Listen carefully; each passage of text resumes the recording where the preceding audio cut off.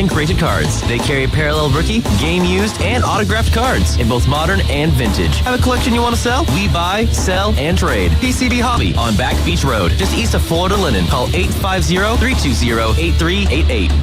Hey there, folks. Looking for a place that feels like home right in the heart of Panama City? Well, look no further than Charlie Corm's place at their new location on 15th Street. Charlie Corm's is not just a place, it's an experience. Imagine cozy corners, friendly faces, and the aroma of delicious dishes that'll make your taste buds dance. From sunrise breakfast to late night bites, Charlie Corm's on 15th Street has it all. Charlie Corm's place on 15th Street is now offering exclusive weekday lunch specials. Visit Charlie Corm's place on 15th Street. Look for the giant mural. Your biggest investment is your home. Protect it while also improving its appearance with Earthworks of Northwest Florida. We have sand, mulch, gravel, or lay down decorative stone, all available for pickup and delivery. Discover your dream landscape with Earthworks of Northwest Florida. Imagine the moment you proudly pull up to your home that you've worked so hard for, enhanced by quality mulch, decorative stones, and more. Let's make it happen today. Request a quote online at earthworkspc.com or swing by the office at 2005 Industrial Drive. Love the land you live on. You owe the IRS back taxes, and dealing with the IRS stresses you out. Fortunately, IRS Problem Relief can help you resolve back taxes and represent you to the IRS so you don't have to face them alone. Last year, IRS Problem Relief saved clients drowning in tax debt. And IRS Problem Relief is a local company right here in Panama City, not some 800 number where you can never talk to the same person twice.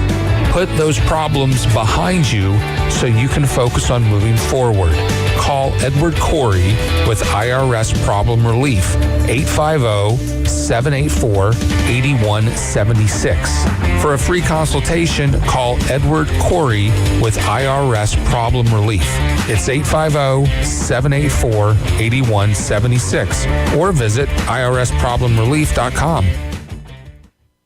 Your safety and proper care of your boat in an emergency is crucial. When it comes to on-water assistance, response time is everything. And since 1996, in the Bay or on the Gulf, it's SEATO. SEATO's Coast Guard licensed captains are on the scene in an average of 1 hour or less. SEATO gets members home or back to boating faster. Become a member today at SEATO.com or call 850-234-2323. WPLQ Port St. Joe, WGSS. The Afternoon Underdogs are Panama City Toyota. How are you not freaking out right now? Good to the last drop of flavor. There's no need to fear. The Underdogs are here. 104.3 ESPN Northwest Florida. What is going on, Northwest Florida? You are now riding with the Afternoon Underdogs, and you're tuned in to ESPN Northwest Florida. We're on 104.3 right here in Panama City and 101.9 in Port St. Joe. I'm David Hayes along with Fano. That's Adam Goff and Caveman Rick. You guys can call us or text us at 850-215-6290. Just do me a favor when you're texting in and send your name along with your number. Well, you don't got to text your number because we're going to get that in the texting your system. message. Yeah. Yeah, send your name along with that so we can save you into the text system. We're integrating into a new text system as the other one, I guess, is shutting its doors down, or what would you call virtual doors, AG? Clouds? Yeah. No, I mean, you're shutting their doors down. They're shutting their doors down. So we've got a new one. Text in your name to 850-215-6290. NFL season's only 64 days away, and we're 52 days away from week 0 of college football. You looking forward to that FSU Georgia Tech game as a ACC guy? Oh, absolutely. I mean, it's the start of college football. I'm curious to see what this new rendition of Florida State football looks like, and also Georgia Tech. I mean, I don't know if you remember or not, but Georgia Tech came on strong there. Oh, yeah. At the end of last season. They made tremendous strides, particularly after Louisville beat them. And then, of course, it all starts with Louisville, don't it? Well, no, but of course, you also remember the Miami game, right? Which that whole, do I take a knee? Do I run the ball? What am I doing? And now we're lost. Right. So, and we're going to see Miami and Florida week 1. That's going to be a fun game. As I saw on some page on Facebook today, we're going to see who the second best team in Florida is on that day. Third best. Third best. Who do you got? Right now, number I would two? go Florida State and Central Florida. Oh, UCF. I like that. Right. I would love to see. I know Utah, Kansas State, they're kind of the class of the Big 12, if you will, right now. According to preseason polls, I would love to see UCF end up winning the Big 12 and find their way into the college football playoff. And as I mentioned yesterday, see Missouri. They don't got to win the SEC, but just get to the college football playoff and then have a matchup between UCF and Missouri. Cam Keys, Randy Pittman. That would be a great game for me to watch. Oh, absolutely. Two local kids and doing their thing. And Pittman had a really good year last year for a freshman, right? So, he wasn't coming in as this, big heralded recruit. He was a nice recruit, but he wasn't a 5-star, kid that's coming into a high major program at this point. And so to see the success that he did have was awesome. And people keep sleeping on Gus Malzahn, and I don't know why. That's the mystery to me. Now, if they come out and they lay an egg this year, then okay, cool. But I don't think that's what's going to happen this year. Well, with the addition of KJ Jefferson, which there was always hype surrounding KJ and Sam Pittman over there at Arkansas, and it never really materialized, we'll have to see how that works out. And there's no big dogs. There's still big dogs in the Big 12, but not the big dogs in Texas and Oklahoma. There's a lot of question marks, right? Is Texas Tech going to be, close to what they were or better than last year? Oklahoma State, and, Oklahoma State was my preseason pick last year for the Big 12.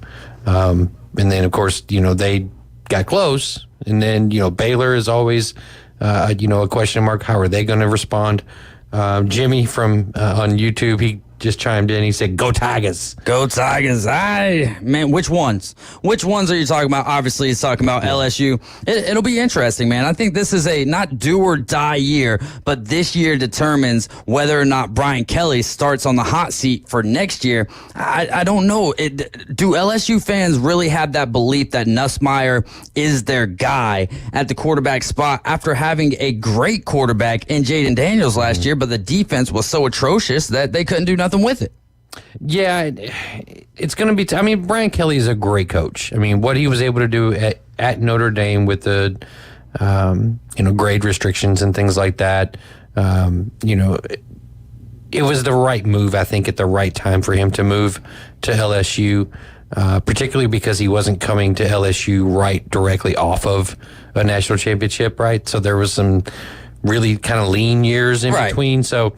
I don't necessarily think it's going to be a hot seat for Brian Kelly, but no, not this year. I'm saying, let's say they go 8-4 again next year. When they hired Brian Kelly, it was not to come in here and go 9-3 or 10-2 even. It was to come in here and win championships. Oh, look at what you're doing over there at Notre Dame. If you had less academic restrictions, you could come here, get some great players, and possibly bring a title back to Baton Rouge. Well, and I think he's hit the ground running with recruiting and stuff too, right? He's not letting kids get out of Louisiana since he started there at LSU. So we'll see how he does. I think they have USC week 1. Yes. Yeah, LSU, USC. Wait. There's been so many cancellations. Yeah. I do believe it is LSU, USC. Is that week 1 though? Jimmy says on yes. September 1st, 6:30 p.m. over there in. Is that going to be a neutral site game? Where does it say it is? It doesn't. Right here, it doesn't say where it's at. Oh, it doesn't say. Not on the first Google there. So it's at USC, but that could be a neutral site game, and I'll take LSU in that game. I think you want to talk about atrocious. USC is going to be atrocious next year. Why do you think that? All right, you're losing Caleb Williams. They'll probably have a good quarterback in place. The defense is going to more than likely be worse. It doesn't feel like Lincoln Riley cares anything about the defensive side of the ball. And you want to talk about losing recruits? Lincoln Riley's lost 2 big-time defensive recruits here in the last 2 months. So do you think his mentality and his mode changes? He needs to be an OC. With the change to the new conference? He better. You're not going to get away with that kind of stuff in Jimmy the Big says Ten. It's in Vegas. It's in Vegas. All right, so it is a neutral site game. I figured if you're going to have a game of that caliber, more than likely early in the season, that's going to be a neutral site game. And it bodes well for USC, but that's also a good opportunity for LSU, who the last 2 years in their opening games couldn't get the job done against FSU. Yeah. So we'll see. But what do you think about Nussmeier? Or what does Jimmy think, actually, Jimmy? Jimmy, tell us about Nussmeier. Dude, call in, man. 850-215-6290. We had a great call from a friend of Max's yesterday, Tim. And so he calls in, talks about how he became a fan of the Phillies. No ketchup on hot dogs, all that good stuff. Go to flag football last night.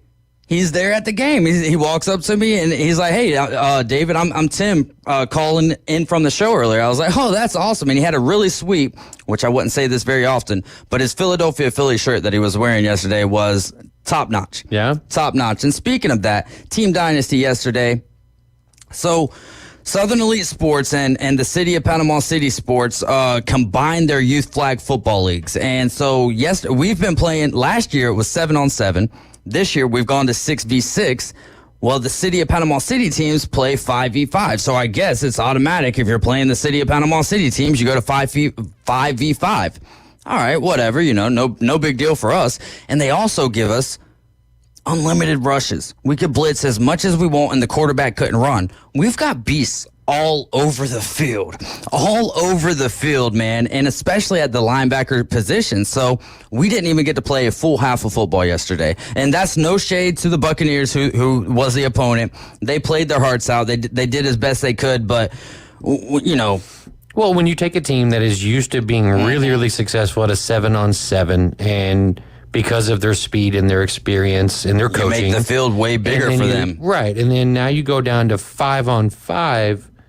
Okay, well, especially if you're on if that other team that's 5-on-5 is on the defensive side of the ball, that just opens things up for a kid like Liam. So. Well, and a kid like Liam, who's been involved with quarterback vision and just grows exponentially each year, and not height-wise, but as a quarterback, I think he threw one incompletion last night, and it was a ball that should have been caught, but kudos to the kid who should have caught the ball, because on the very next play, Liam targets him again, boom, takes it to the house for 6, and then gets the 2-point conversion or 1-point conversion. I forget which one we went for. On the next play, defense was all over the field last night as well. In fact, when you get about 3 scores ahead, you tend to kind of put everybody in different positions, let them kind of get familiar with different things, and it was a lot of fun last night. So we only played the game started at 7. It was over before 7:20. Wow. Yeah, it's just one of those things. And that's I have like an issue with that is I'm not a parent, so I have no understanding of this.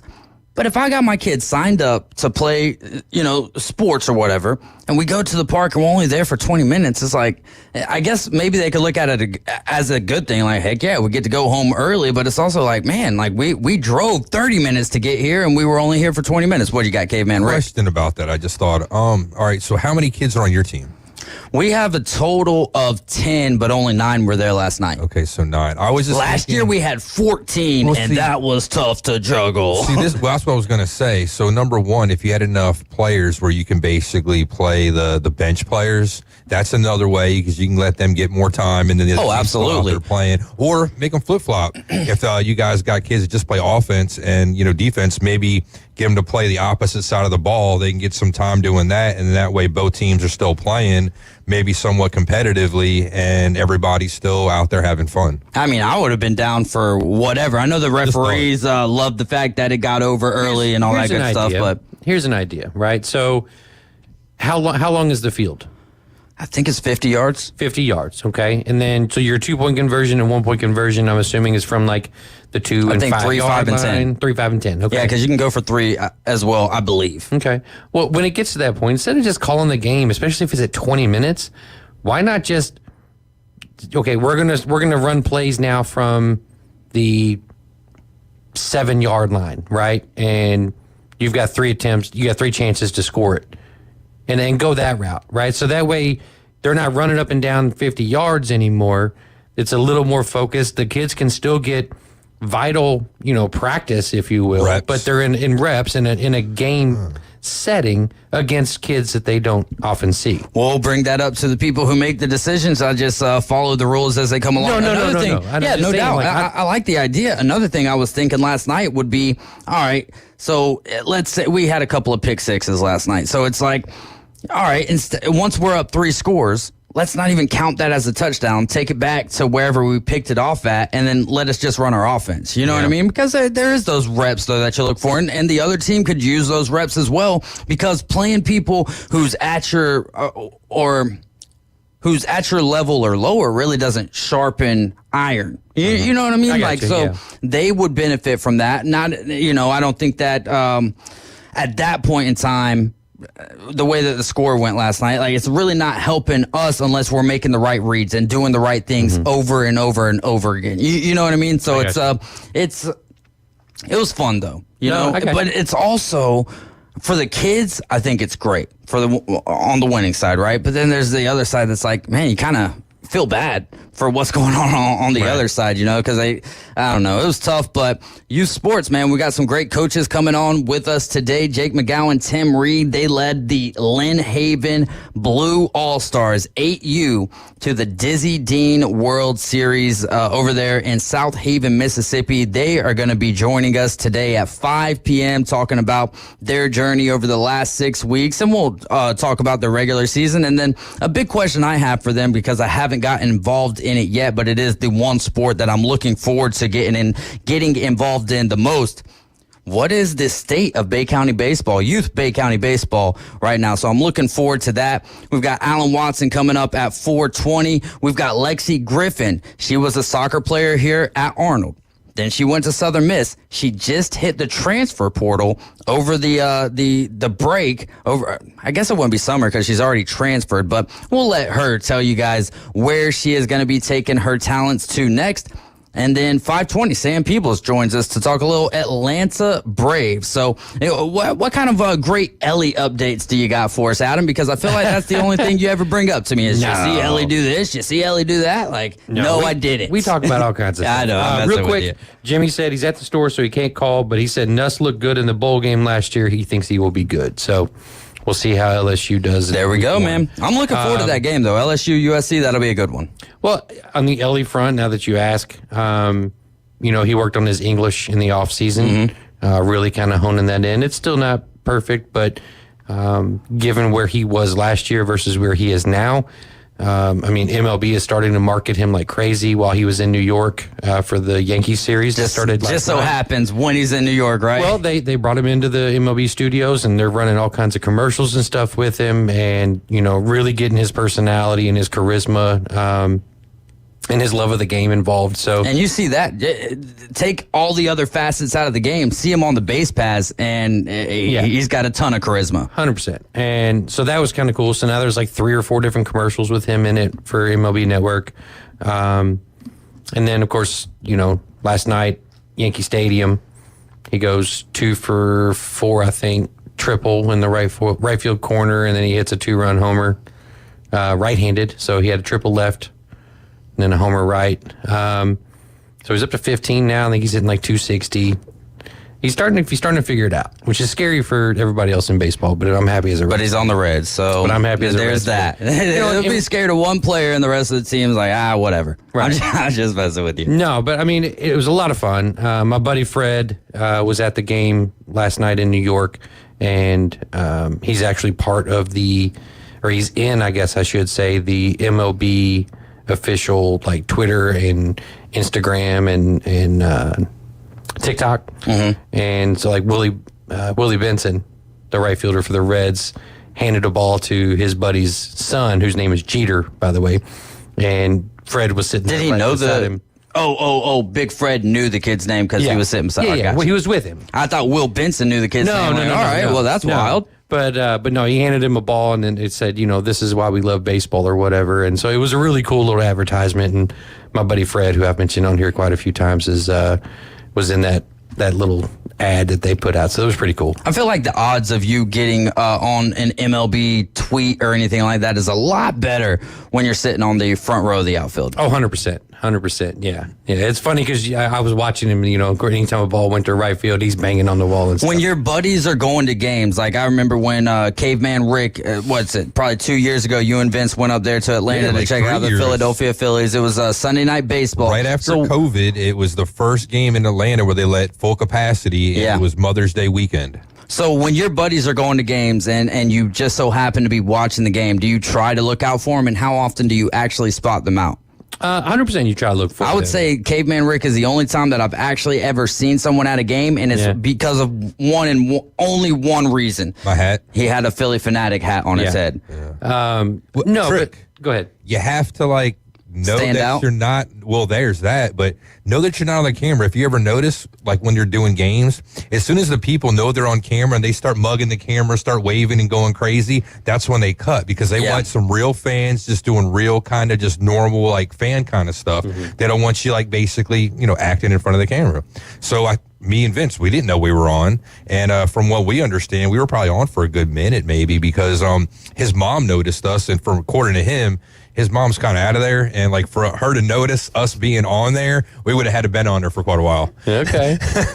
But no, to answer your question, no, I looked for him only because I knew exactly where he was going to be. Now, if he's, in the 400s, which is the nosebleeds halfway up or whatever, there's the likelihood of seeing him is zero, lower, right? So, but my brother and my niece will go to Reds games and stuff, and I'll ask where they're sitting. They'll send me pictures, and there's been a couple times that we've seen, and of course, when I've gone to Reds games and stuff, I've had homers that landed right near me, and you could see me on TV and stuff, because I would like to sit front row in left field, and when I was going to Reds games. Left field.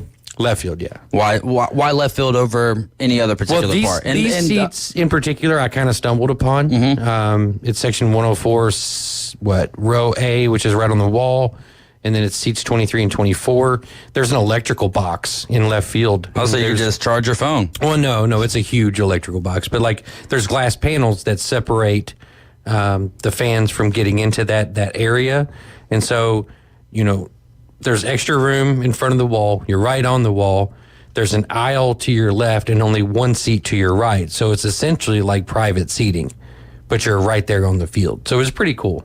There you go, man. I don't know if, so at Truist, I've been 5 or 6 times and pretty much set in a different area every single time. One of my favorite ways and possibly the cheapest way to go to Truist Park is just get general admission and go stand up in the Chop House. That's a great way to go watch a game, but first base line is nice because you got some shade there for day games, which I haven't been to any day games, but when those games start at 7 o'clock Eastern time, 7:20 Eastern time, it's still pretty hot there, especially when you go to games in July and August. So, but I don't have a favorite place there at Truist. Now, back at the Trop back in the day, it was the beach, which was the left field. They were kind of like bleachers, upper deck, $3 for a seat, and you can't beat that at all. Kyle Wright says nosebleed at Truist are the best. I've never sat nosebleed at Truist yet, but I'm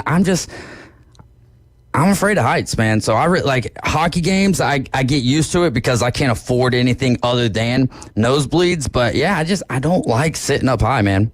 Yeah, I've always been that way where I get that weird feeling like I'm gonna fall the whole entire time. So call me whatever you want, but it is what it is. It's just transparency. I'm afraid of heights. And I used to put up awnings too as well. So imagine my day-to-day life was just oh my gosh, man, I hope this ladder is secure.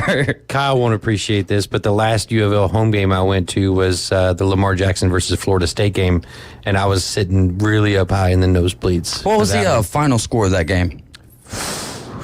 47-13, I think. What a day for Lamar Jackson. Was that he won the Heisman that year, right? Was that the cementing of him winning the Heisman, or was early. That where it kind of got it started? I think it was game 4 or 5, maybe, because it was number. Yeah, I was about to say it's 63-20, and that's what I was thinking. But I'm gonna trust a Louisville fan here. We do got to run to a break, though. All right, enough about Lamar Jackson. Even though I hope he has a great year this year. You're riding with the Afternoon Underdogs. This is ESPN Northwest Florida. The Watson Report is up next.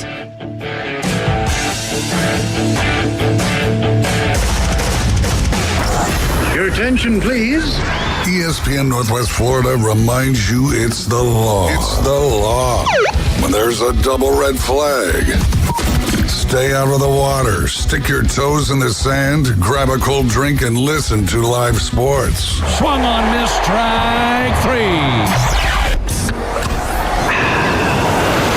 On 104.3 ESPN Northwest Florida. Double play! Good afternoon. This is Joanna with your weather forecast from ESPN Northwest Florida on this Wednesday. A variety of mostly sunshine and likely thunderstorms the rest of the day, with a wind coming out of the south-southwest around 10 miles per hour and 88. Tonight, look for partly cloudy skies with a temperature near 80.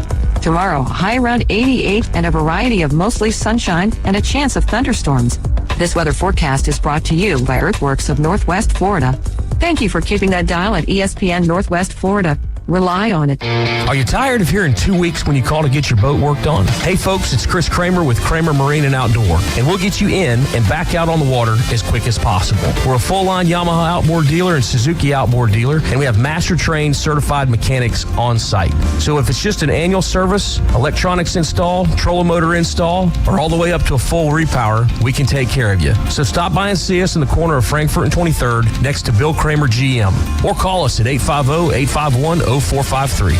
In the jewelry business, there is no substitute for experience. David Adamson has over 46 years of experience, 32 of those in Lynn Haven. Designing and creating fine jewelry is more than a job for David, it's a joy. If you're looking for a spectacular jewelry design that says you, or perhaps you need your jewelry repaired, look no further than David Adamson Designer Jewelry. All work is done in-house and always to your complete satisfaction. Stop in today at David Adamson Designer Jewelry, 830 Ohio Avenue in Lynn Haven. They're on Facebook and at PCJeweler.com. For everything in the world of golf, it's the Watson Report. Thursdays at 4:20 with Alan Watson from Golf Plus. ESPN Northwest Florida.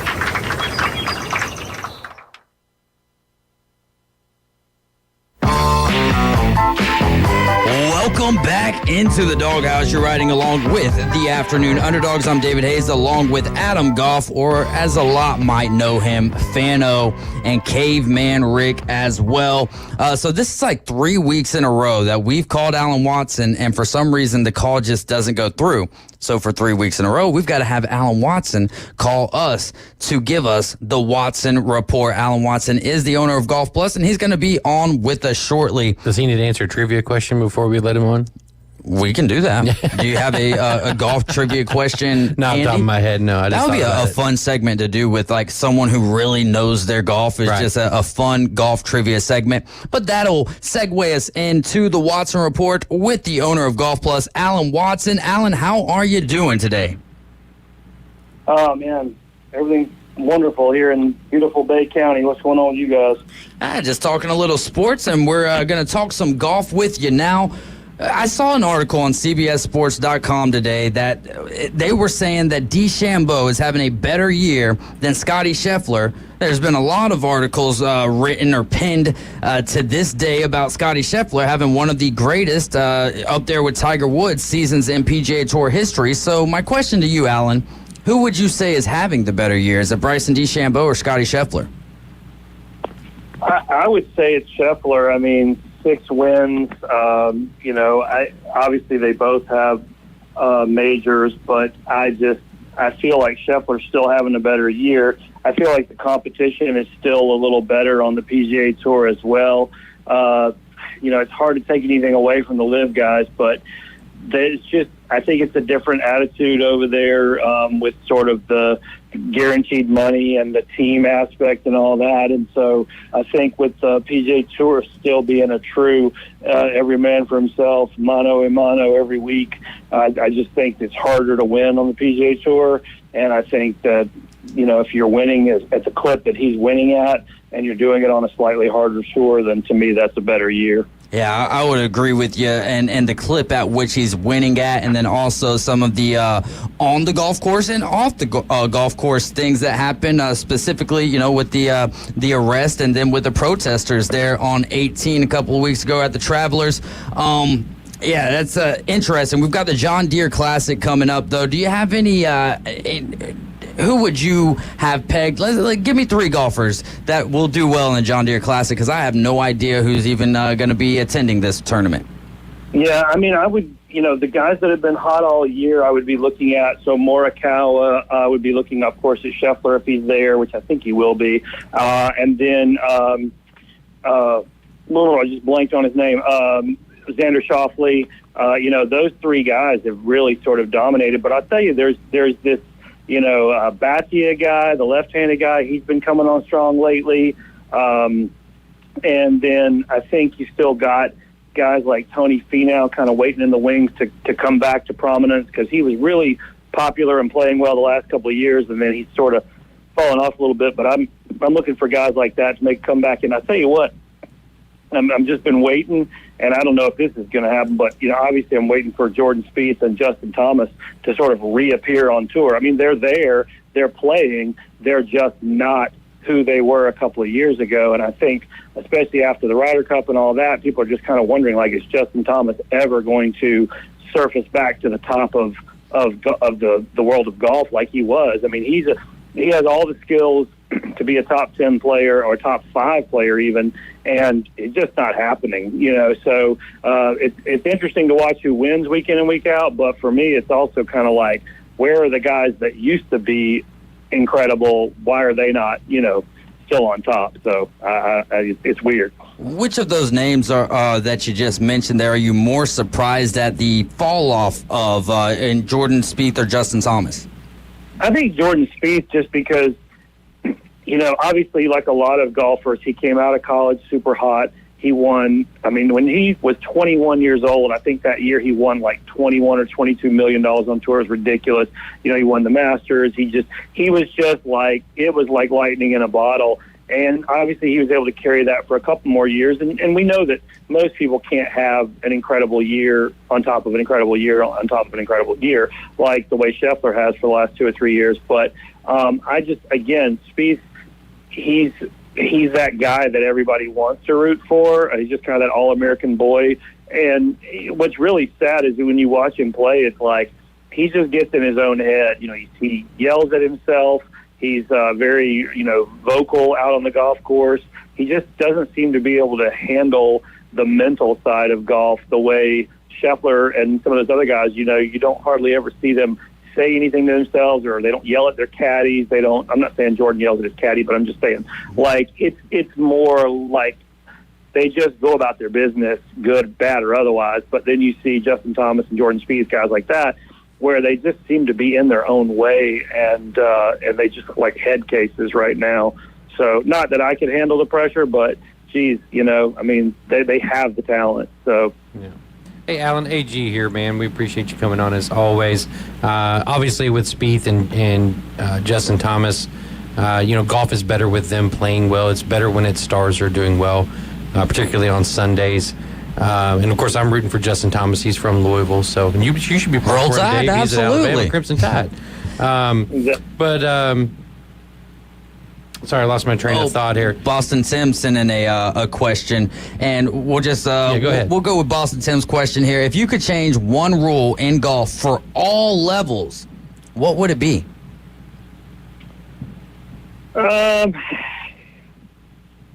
Wow, I should have an answer ready for that one, but that's such a big question because there's so many rules.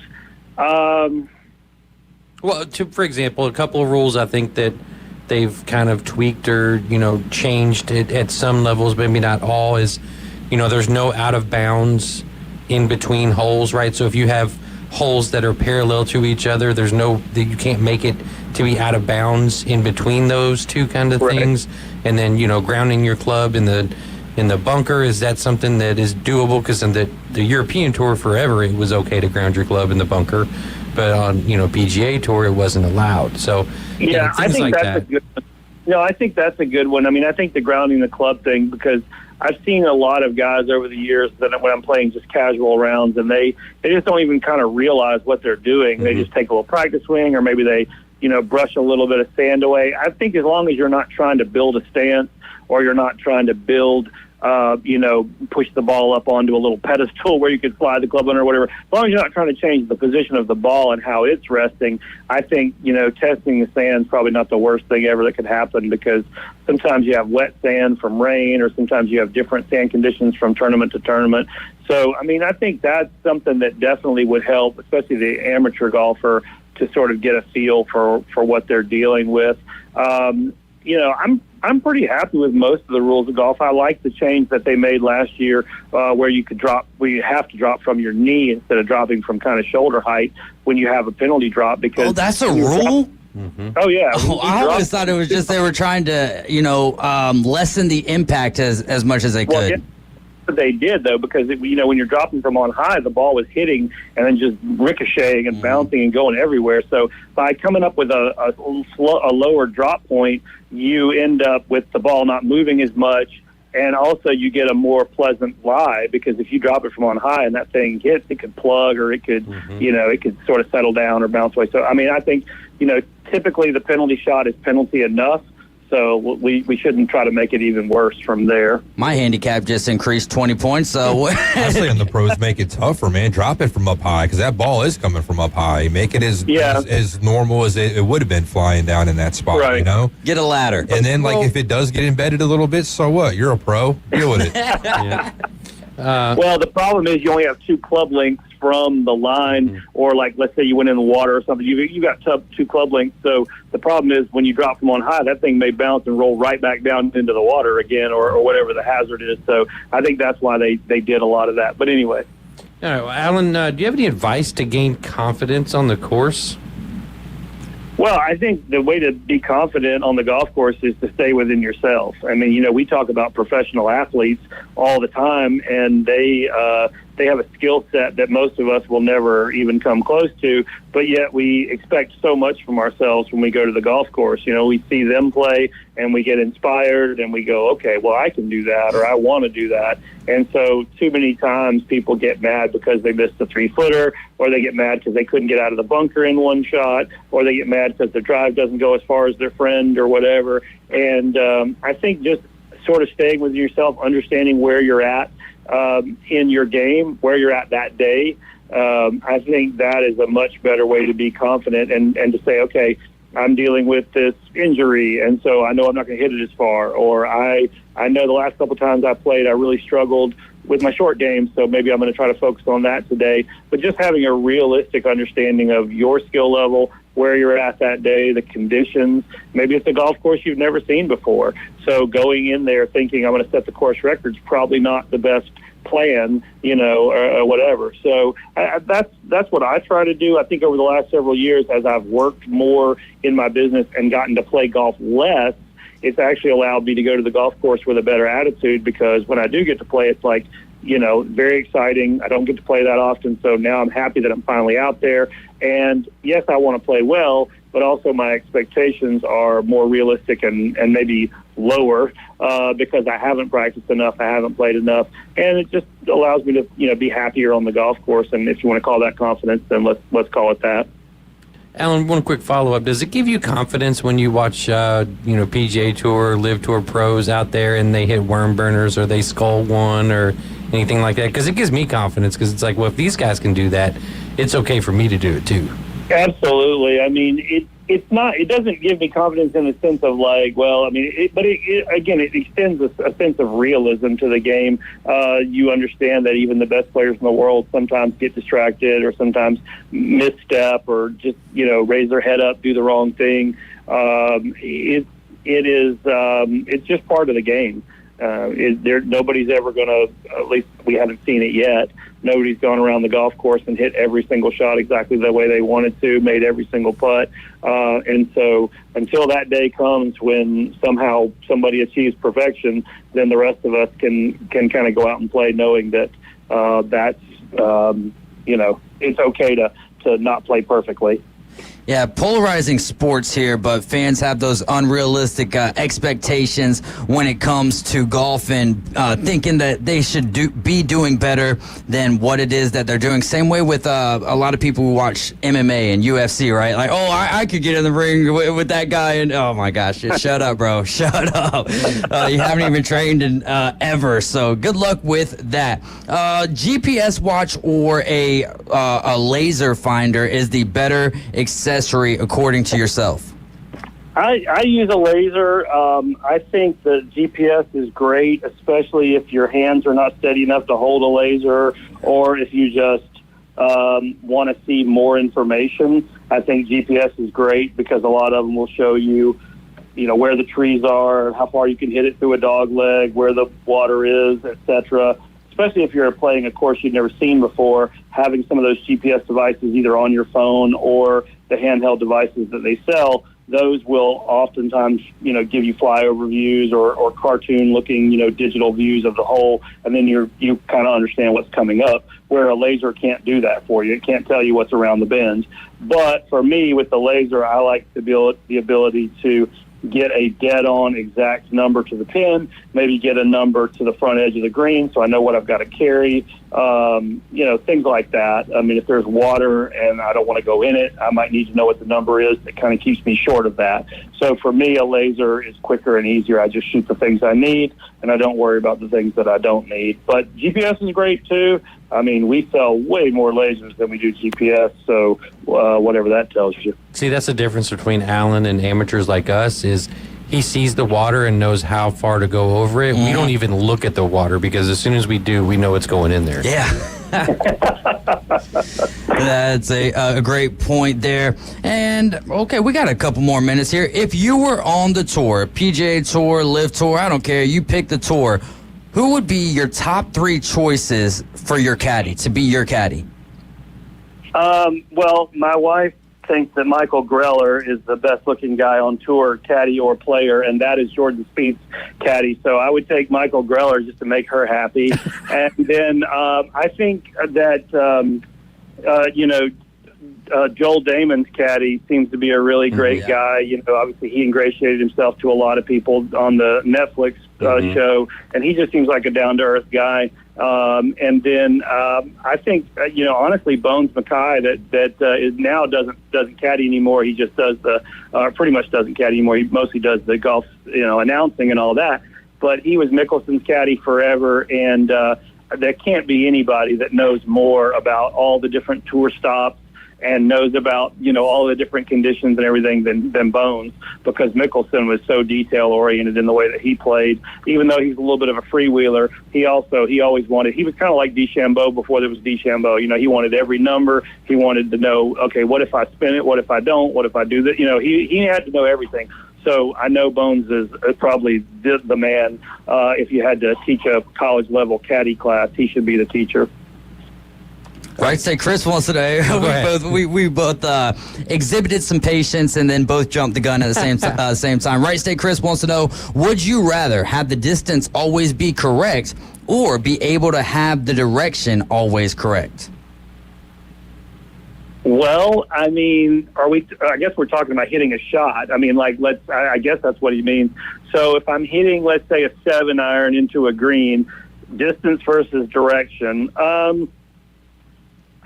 Either way, if something goes wrong on the other side of that equation, you're not in the right spot. So I would say direction would probably be the better thing, because typically the trouble is left or right and not as much short and long on most golf courses. So if I've got the direction, then there's almost no chance that I get into too much trouble. But if I have the distance, but I hit it way too far left or right, then I could be in trouble. So I assume I'm answering his question correctly, but I could be wrong. All right.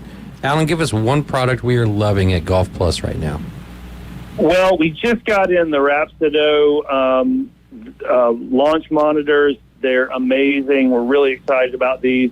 One of them is a smaller device that looks like a chair for your phone. You set your phone in it, and it turns your phone into a personal launch monitor. So we've got that smaller model. It's called the MLM. And then we have the larger model that has a little tripod-mounted camera that comes with it, and it is a launch monitor to use at the range, but also you can take it home and turn it into a golf simulator. And so that's really cool. And for the price, it's just amazing for what it does. So we're super excited about having Rhapsodo products in both stores.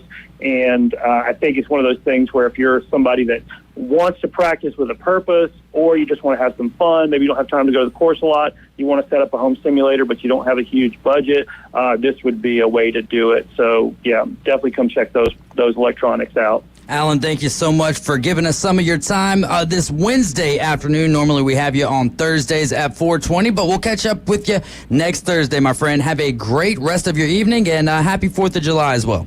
Happy 4th of July, guys. Thanks a ton. That is Alan Watson. He is the owner of Golf Plus, and y'all go check it out right here. Panama City Beach shops at Edgewater right next door to Firefly. Y'all give us a call or text today, 850-215-6290. You're listening to ESPN Northwest Florida. We'll be right back.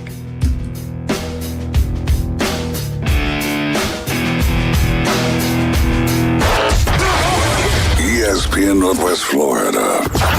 The Afternoon Underdogs. So what's been your overall consensus of the Atlanta Braves this year?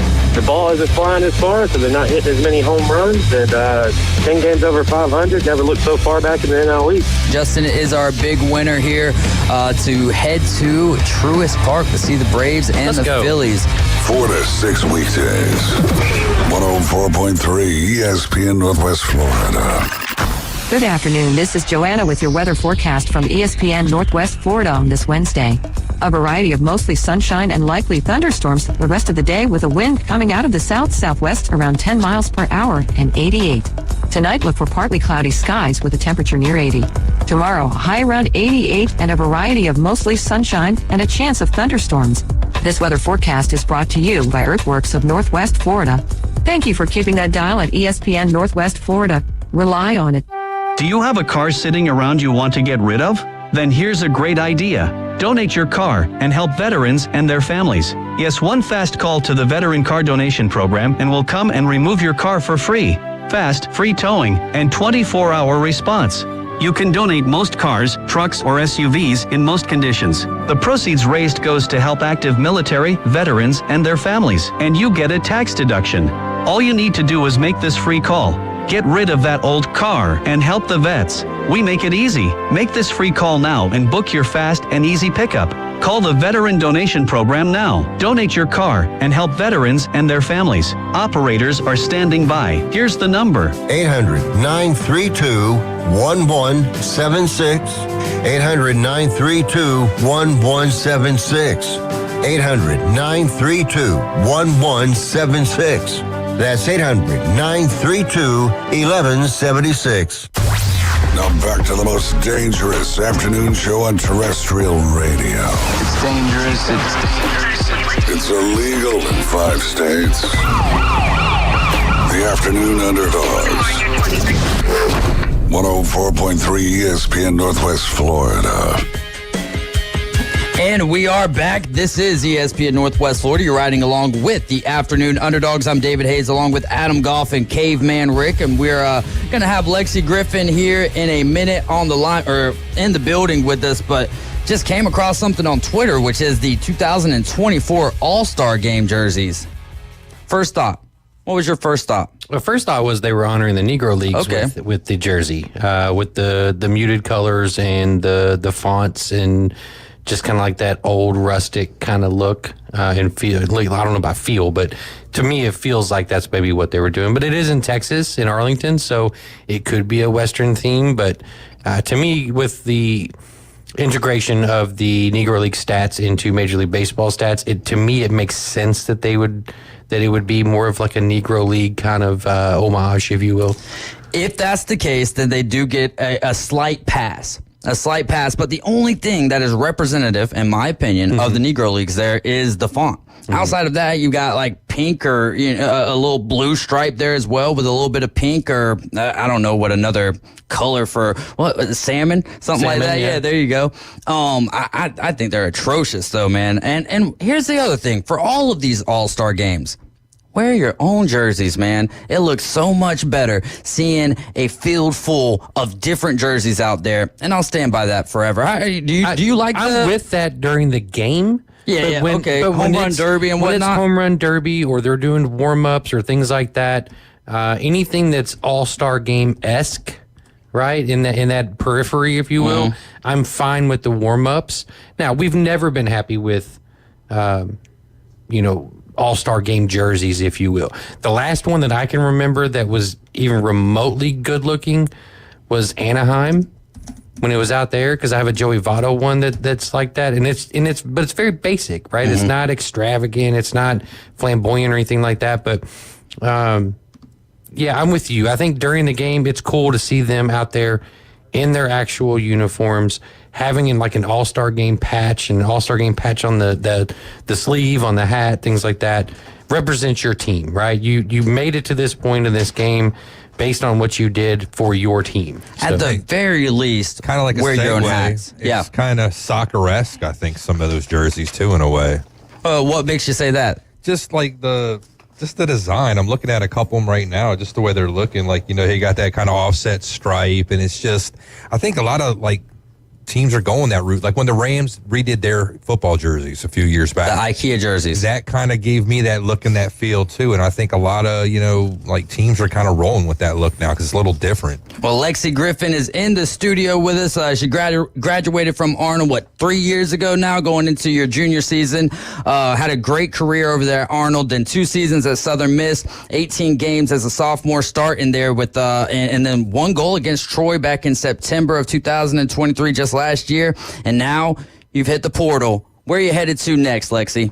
So I'm going to the University of Iowa. I entered the portal May 1st, so that was a pretty cool experience. How quick did it take you to make how quick was the decision-making process? We've got a lot of questions on that. Not enough time. Maybe we'll have to try to get you back on here before you leave, but you're leaving next Monday. So yeah, how long was the process? Well, for me, it was kind of abnormal, so I committed within 7 hours of being in the portal, because my assistant coach from Southern Miss went to Iowa. Get a little bit closer. So there you go. He already kind of had, he didn't know for sure, but once he saw me, he kind of had an idea. And then my process was much faster than the normal process. Yeah. Just because I knew that was the one place I wanted to go, and there was no other school that could contact me, and Oh, you had a no contact. Well, no, there, in my brain, that was my dream school, because I had my assistant coach there, my athletic trainer went there, so I was that's where I want to go. So if any other school did contact me, I wouldn't want to go there anyways. Right. You see? Yeah, no doubt. That makes a lot of sense there. So you already, have you got to meet any of the players? Yeah, so I've been there all of June. So we do, we've been doing a training program, and I've gotten to meet about 9 or 10 of my teammates, which has been good. But all of them will be there July 8th. So we kind of have a earlier, that's not the mandatory report date, but everybody gets there. When does the season start for you guys? August 6th is our first exhibition game. Okay. Have they dropped the schedule yet? Because I was looking on Iowa's website and I couldn't find 2024 schedule. Yeah, we have the schedule out. It's kind of, I think it might be you have to scroll a little bit. Oh, okay. All right. Well, I'll check again for that later. How about we update the rest of our listeners as to what Iowa did last year? Oh, they were 3-4-3 or something like that. Yeah, they also won the Big Ten. They won the Big Ten, and they.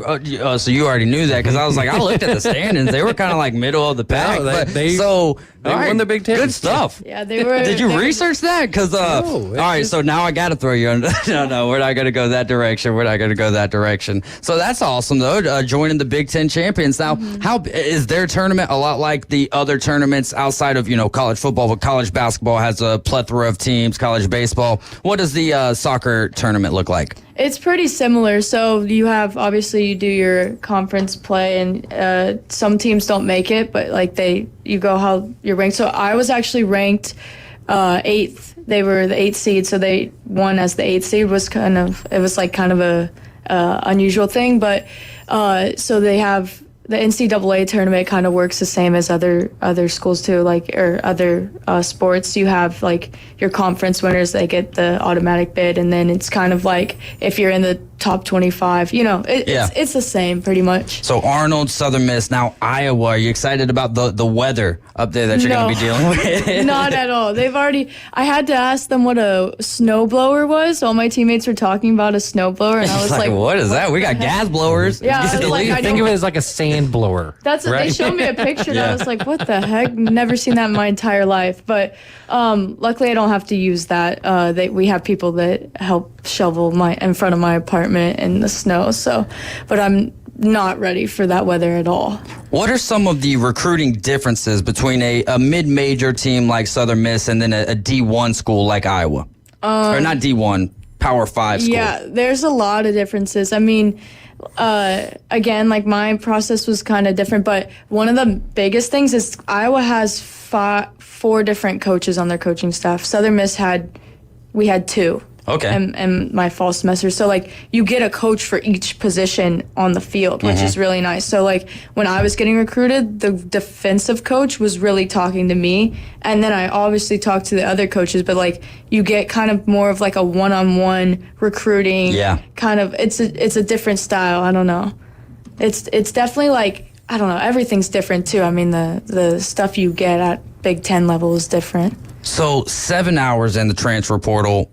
Before the 7 hours started, May 1st, you put your name into the transfer portal. What was the top priority that you were looking at, or was it already like Iowa is the place that I'm going if they'll have me? I was really interested in South Alabama too because my brother was going to Mobile to play soccer, or is going to Mobile to play soccer. So I was interested in South Alabama. But other than that, I was kind of like whatever schools contact me. But I had an agent. He was from Canada. And that's so weird to hear, it's but odd. yeah, but it is what it is. And he knew the Iowa coach kind of before, and he could contact schools but not say my name and my school. So he could be like, I have a center back from the Sun Belt going into the portal, and they can kind of like, And they're like, do their own oh, stuff, you yeah. know. But he can't. First say my name. initial is L or A, depending on what roster you're looking at. Last Maybe 5'9". Yeah. So he can't say my name, and there's a lot of rules, but they kind of already had me on the radar. But I had like a separate email created just for recruiting, you know. Okay, yeah. So like that's what my agent would send out to a ton of schools, or that's just how they would contact me through the NCAA form.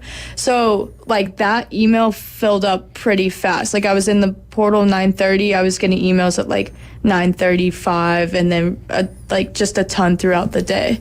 So if it would have been USA, South Alabama, or Iowa, is the decision still the same? Oh yeah, absolutely. I mean, there was a few other schools too, but like I don't know. Most notable outside of Iowa, what was the most notable? The other school.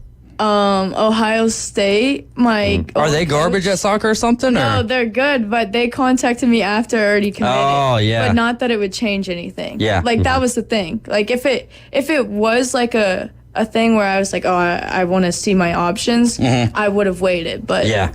But did you see? She's slick. She's smart. She avoided your tampering question. Did you notice that? You set her up. You set her up. You said, "Hey, so did they contact you before you went into the portal, kind of deal?" And Did then I she say? was like, Did I say before the portal? I read between the lines, Dave. No, I wasn't saying that at all. Now you're setting me up over here. I'm like, I don't know what you're talking about, man. But she skirted it. She stayed. Hey, you're a pro already. That's what I'm I guess saying. that's what happens when you start dealing with agents. Right. It comes naturally at that point. She's more of an adult than we are. Yeah, no doubt, man. One day I'm gonna have an agent or be an agent. I might get started right here in Panama City. I mean, NIL at high school. How do you feel about that? Now you missed out on your no. It's legal here now in Florida. What? Yeah, high schoolers. Yeah, NIL. they just passed it this summer. Oh my gosh, I didn't know that. Yeah. Speaking of, that's a great thing though. how about your brother Hunter and Arnold getting it done in the state title game? Oh, that was awesome. Man, I've probably heard the state championship game story 40 times from my dad. So you're sick of it? I love it though. Every time I watched it too from my house in Hattiesburg, but I'm so proud of him.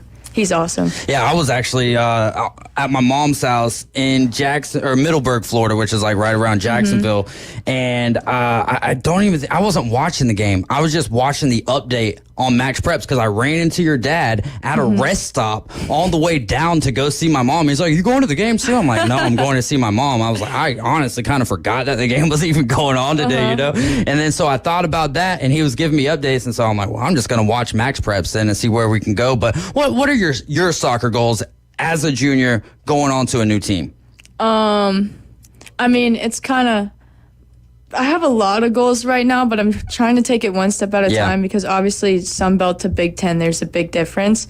But like, I would love to win a conference championship just because they did that last year, but I wasn't on the team, you know. So I'd love to win a conference championship. I'd love to I've never gone to like the NCAA tournament. Southern Miss has never gone to the tournament, so I would love to like go to the tournament and kind of go far and see how far my team could go in NCAA tournament. That would be really cool because like I always watched it on TV, but right. never played in it. So That would be sick, and we would all be over here rooting for you as well. Which team in the Big Ten are you looking forward to playing against the most? probably Rutgers. Why Rutgers? So my roommate is from New Jersey, and I guess she has a lot of Let's go. beef with, shout out New Jersey. She has a lot of beef with the Rutgers girls, I guess. So I guess I really want to win, so she's happy. I don't know. It could get intense then, is what you're saying. Yeah, or Michigan State. I've heard Michigan State is like they are always really good. Who's the normal cream of the crop in the Big Ten? I think Michigan State for women's. What about all of college? All of Florida State. Florida State is the GOAT, if you will? Yeah. I mean, they just won the national championship, but they're unreal. Like, the way they won, too, it's almost like they never even seemed panicked. Like, they were calm about it the whole time. Man, I'm excited for you. Wish we had you for a little bit longer, but well, maybe next year. Yeah. Or you got Christmas break and stuff like that. I'll be home for Christmas. Yeah, I'll be home for Christmas, as the song says. Well, Lexi, thanks so much for stopping by. Congratulations, and shout out to Danny and Darlene Griffin and Hunter as well. Hey, y'all raised a good one right here. Lexi, continue, we wish you well up there in Iowa. Appreciate it. Go Hawks. Go Hawks. Oh, my gosh. Y'all are probably going to score more than the offense for the football team. But anyways, you're riding with the Afternoon Underdogs. Hour 2 coming up next with Jake McGowan and Tim Reed. We'll be right back. ESPN Northwest Florida. It's the Coach James Hale Show. To a burning ring of fire. Down, down, down. That flame red higher. That burn. That ring of fire. Oh my God. Why'd you stop it? Down.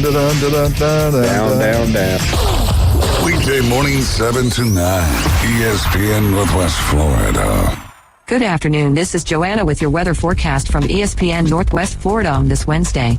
A variety of mostly sunshine and likely thunderstorms the rest of the day, with a wind coming out of the south-southwest around 10 miles per hour and 88. Tonight, look for partly cloudy skies with a temperature near 80. Tomorrow, a high around 88 and a variety of mostly sunshine and a chance of thunderstorms. This weather forecast is brought to you by Earthworks of Northwest Florida.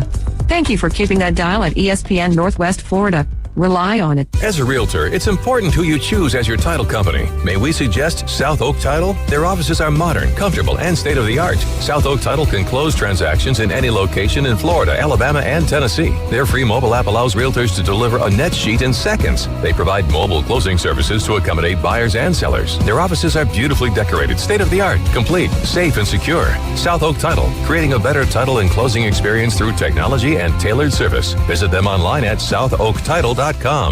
Celebrate the 4th of July now at Krispy Kreme Donuts. The red, white, and blue delicious donuts are perfect for your patriotic celebration. Stop by today and pick up your 4th of July red, white, and blue Krispy Kreme donuts. And make your 4th of July a delicious one to remember. Krispy Kreme Donuts with 2 locations in front of HCA Hospital, 23rd Street, Panama City, and on the Ross Clark Circle in Dothan. Krispy Kreme Donuts. Since 1937. Get them hot.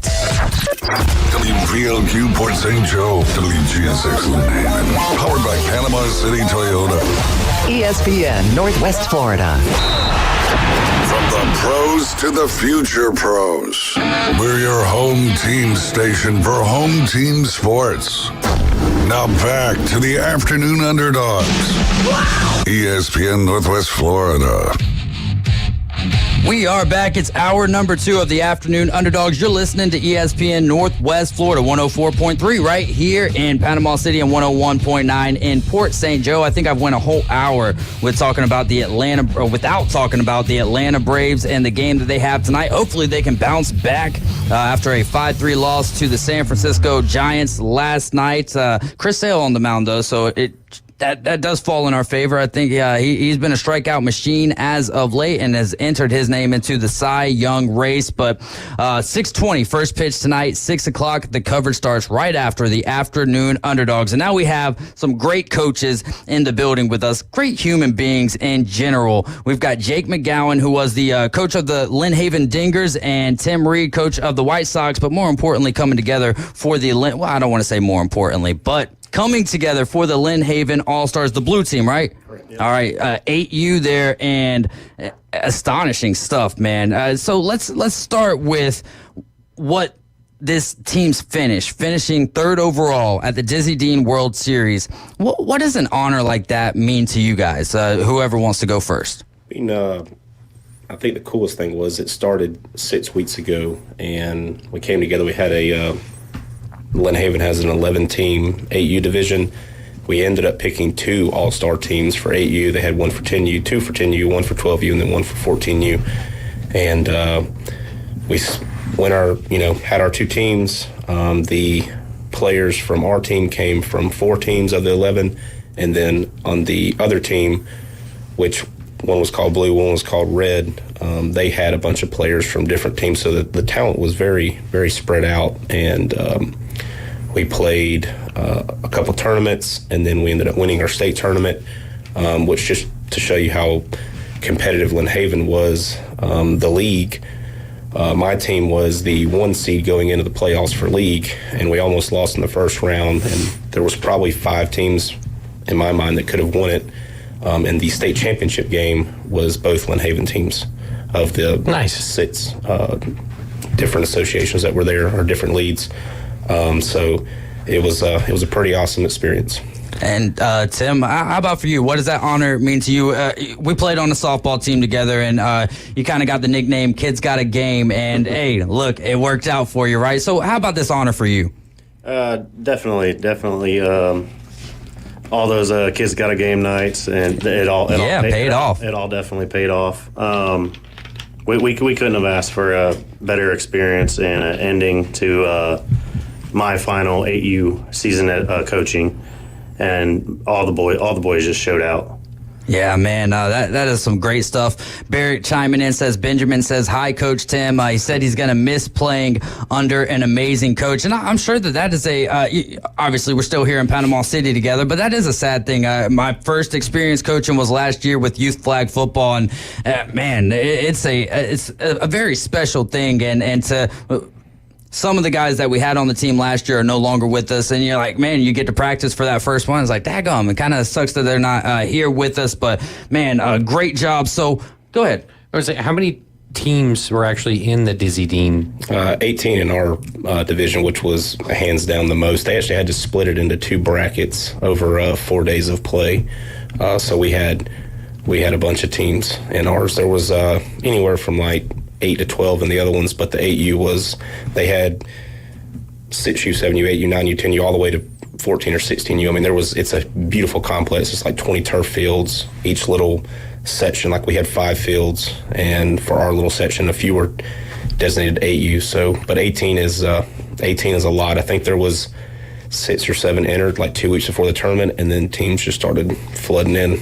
Golly, that's so amazing. Y'all were invited, right? So, yes, we were invited. They went last year. We're just now getting associated with Dizzy Dean. But from what I saw there, the 2 teams who finished ahead of us, just from talking to the coaches, they were predominantly travel ball kids that all went to the same school, kids that all grew up together, play on the weekends together.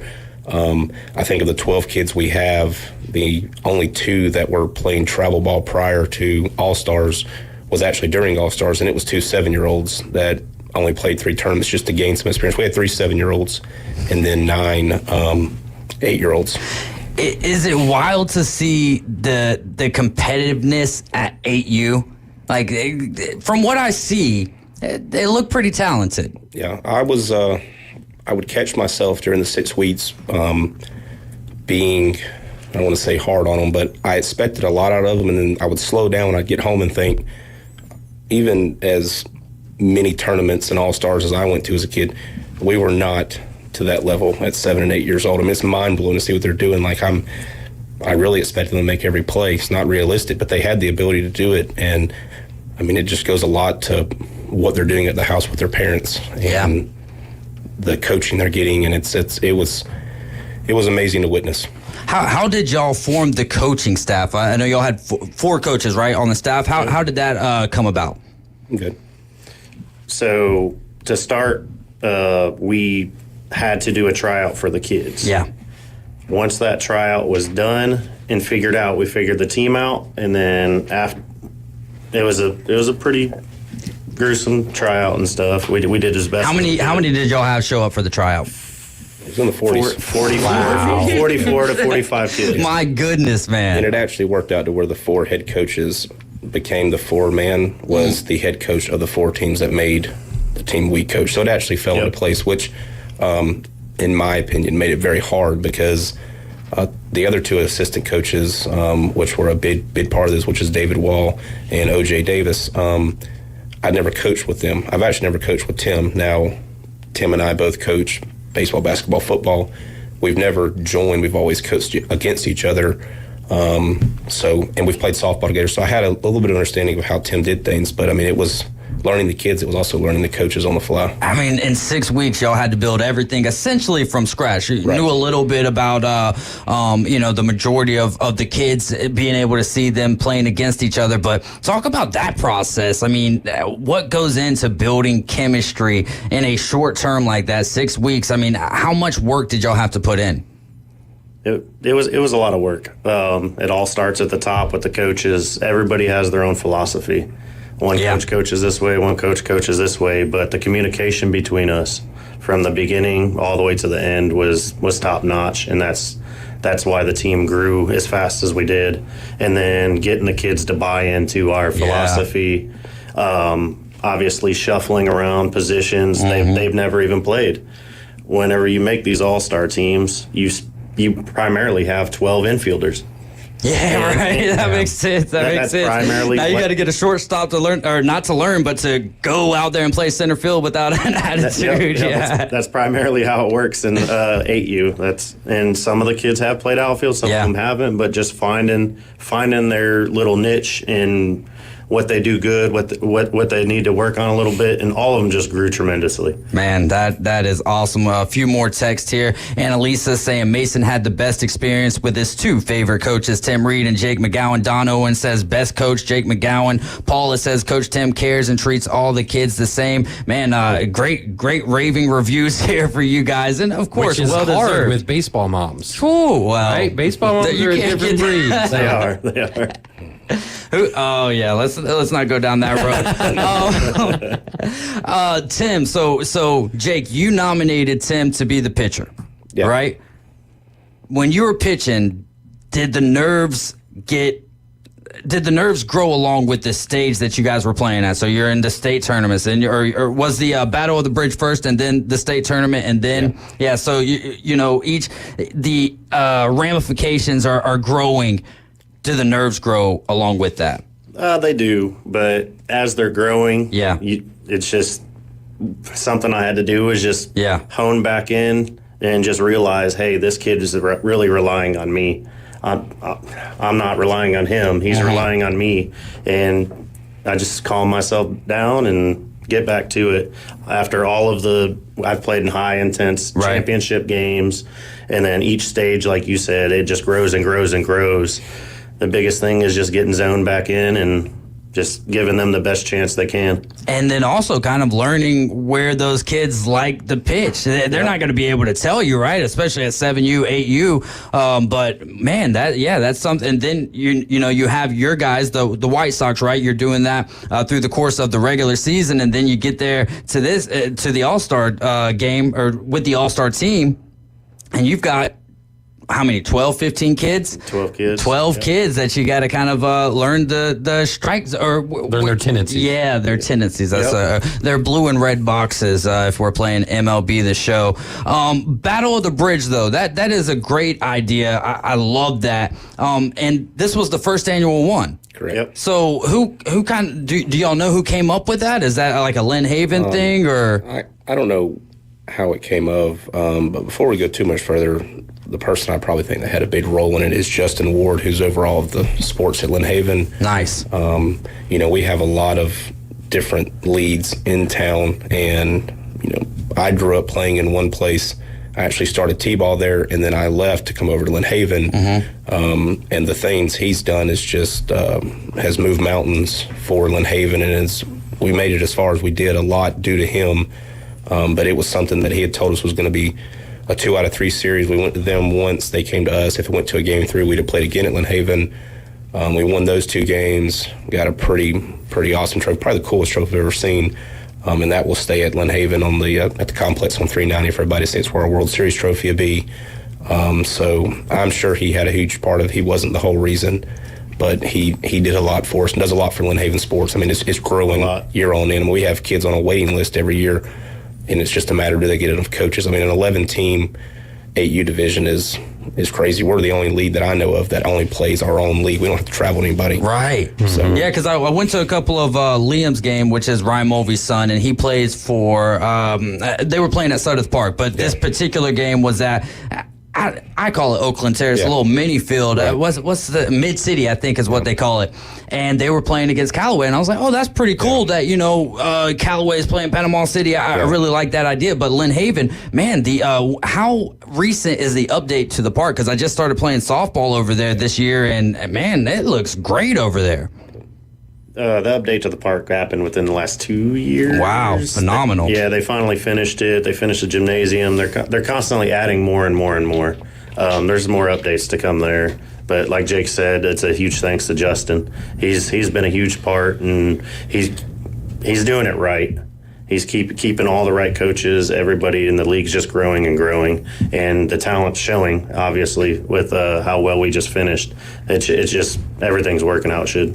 Best finish of all time from a team from Lynn Haven. I mean, that is just no matter the age group. We're not talking just 8U here. We're talking at the World Series. So impressive. And I think it's better for the kids, at least for the parents, let's say that, to be at the same location week in and week out, and then at the end of the season, maybe you can build the battle of the bridge a little bit to where you have the Callaway teams and they get to build the rivalries, and hopefully they stay here, and then you get to see those rivalries, Mosley, Rutherford, Bay, across the board through all our high schools right here. Kelly Hayes Jackson saying so cool, great coaches.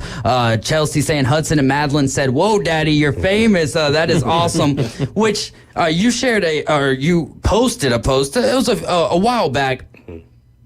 And I remember I didn't share it at the time, but I wanted to share it today because if I want people to go back, if you're listening to this, go back and read that and just see how it's not just about the sports. And one of my favorite things is Hudson praying before, and then praying before each game, and then by the end of it, he's got his teammates praying. And to me, that is huge. What does it mean for me? I don't have any kids, so coaching is great, it's fun, but I know that it's taken to another level with your kids. What has that experience been like for you guys, being able to watch your kids grow all throughout life as well, but specifically here in a sport that we all grew up loving? I think being the coach's kid in any sport is probably the hardest position on the team. I grew up playing baseball religiously, and I was multiple nights a week, playing tournaments on the weekend, and I don't want to say it was forced on me because I wanted it, but by the time I got to high school, I just got burnt out. And I didn't want that to be the situation with my kid. So not really something I've spoke on a bunch, but I actually coached this all-star team without my own kid. He was nominated by coaches. If Tim told me once, he told me 100 times he needs to be out here. I actually didn't send him to tryouts. He was just starting. He loves football. And he just started to love baseball, and I didn't want to just throw him right in that competitive ring and maybe hold that passion back. So I made a decision not to put him in, and I think it was the great decision because as soon as I got home from All-Stars, first thing he told me is, "You better never go without me again. And can we go hit?" and stuff like that. So, but it's tough. I mean, Tim's kid was on one of the 3 from last year that made All-Stars as 7-year-olds. He came back this year. He's a great first baseman. He had to play outfield. he actually Tim's son led our team in average from the first game all the way through the last game. Let's go. I'll give you his number. He batted 721. 721. That's great pitching, Coach. Wow, 721. 721 in the league is impressive, let alone playing all-star kids full time, and he killed it. So, but I'm sure Tim can. There's nothing cooler than doing things with your kid out there. Yeah, man. What about for you with Carter? It's just awesome. Every experience, whether it's just a regular league game or it's the Dizzy Dean World Series, it goes beyond baseball. Obviously, you just want all of the, not just my son, it's all of the kids. You want them to grow up into great young men. You want them to just see the good in baseball, see the good in life. It's just a pleasure just being able to coach all of them. Carter's always good. He's always a pleasure to coach.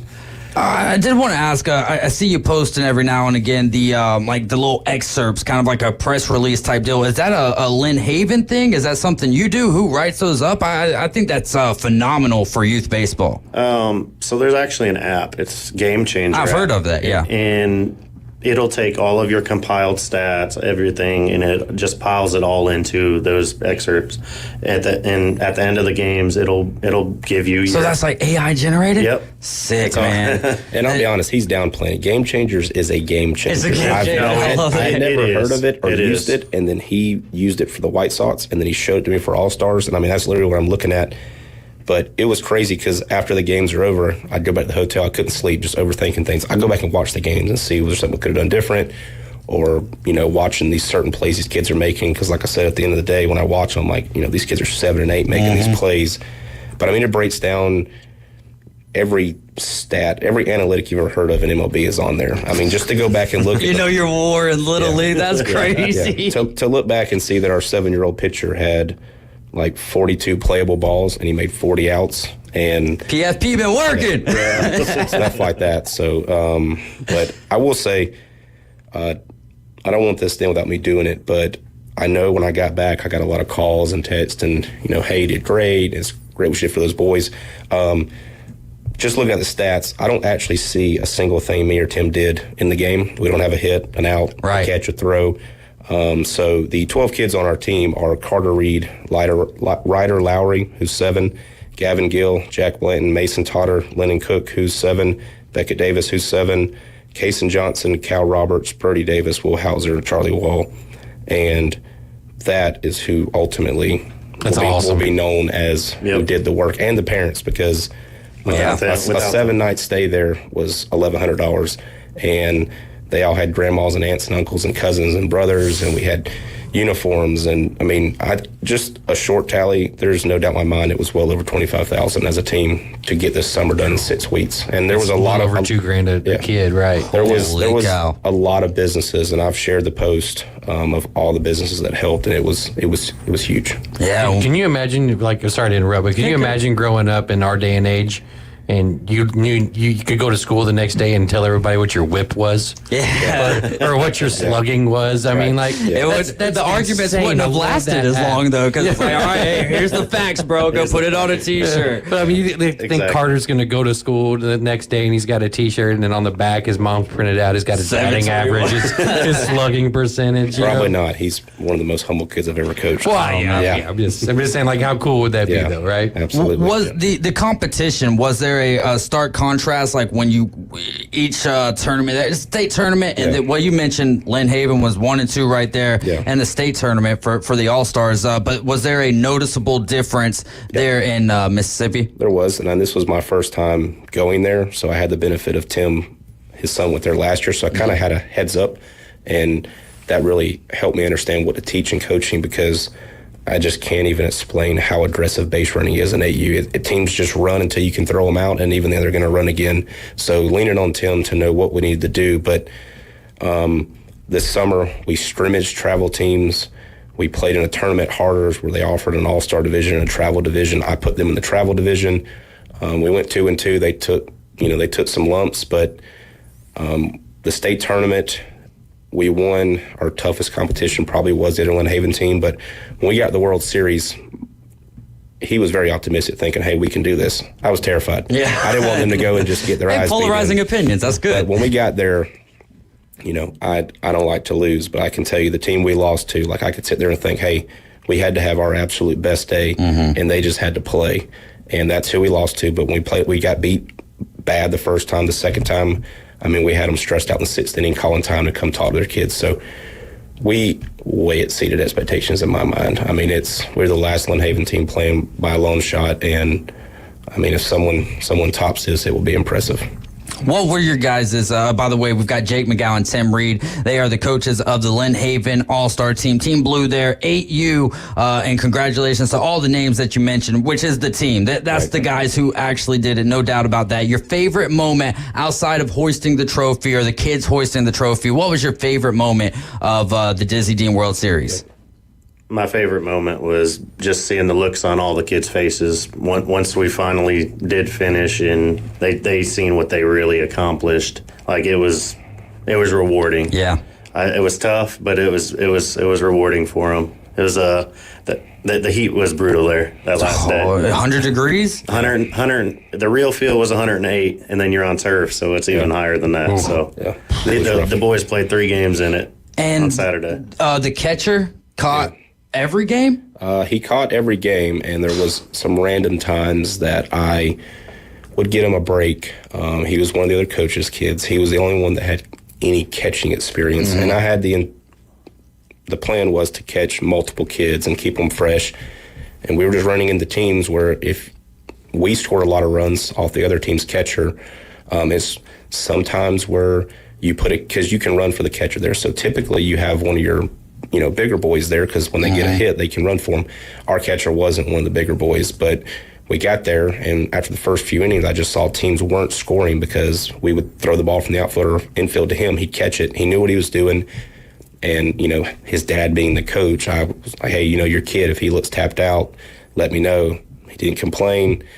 He didn't struggle. He was a beast back there, and it was a game changer to catch him that much, but it's not something I would have imagined an 8-year-old kid could do. Heck no, man. That is very, very impressive, especially in the heat, but just being back there in general. That's the toughest and possibly the most important position on the field. Yeah, absolutely. And his dad is played in that same tournament several years before that and actually won an all-tournament award. So it's pretty cool for them to have father-son be in the same place that many years apart. I'm going to tell Sam we're going to get him at 5:30 or so. Real quick, I hope I'm not taking up too much of your guys' time.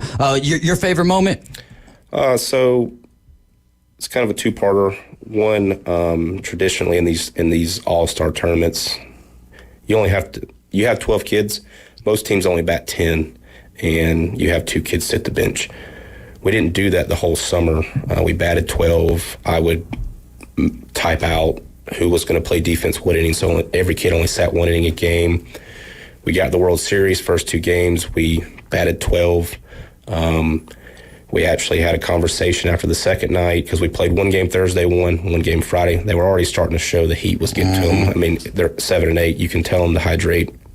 It's a matter if they want to. Where's my ball do? And which, don't get me wrong, the parents were very strict on this, so I'll shout at them. But they're 7 and 8. The water's just coming out of them so quick. So we were going into Saturday, knowing we were going to play anywhere from 2 to 4 games. We ended up playing 3. We thought it was better to bat 10. We ended up batting 12, and we had kids towards that last game that were just exhausted. They were needing breaks, and we could interchange with 12 because you had 2 kids that were on defense.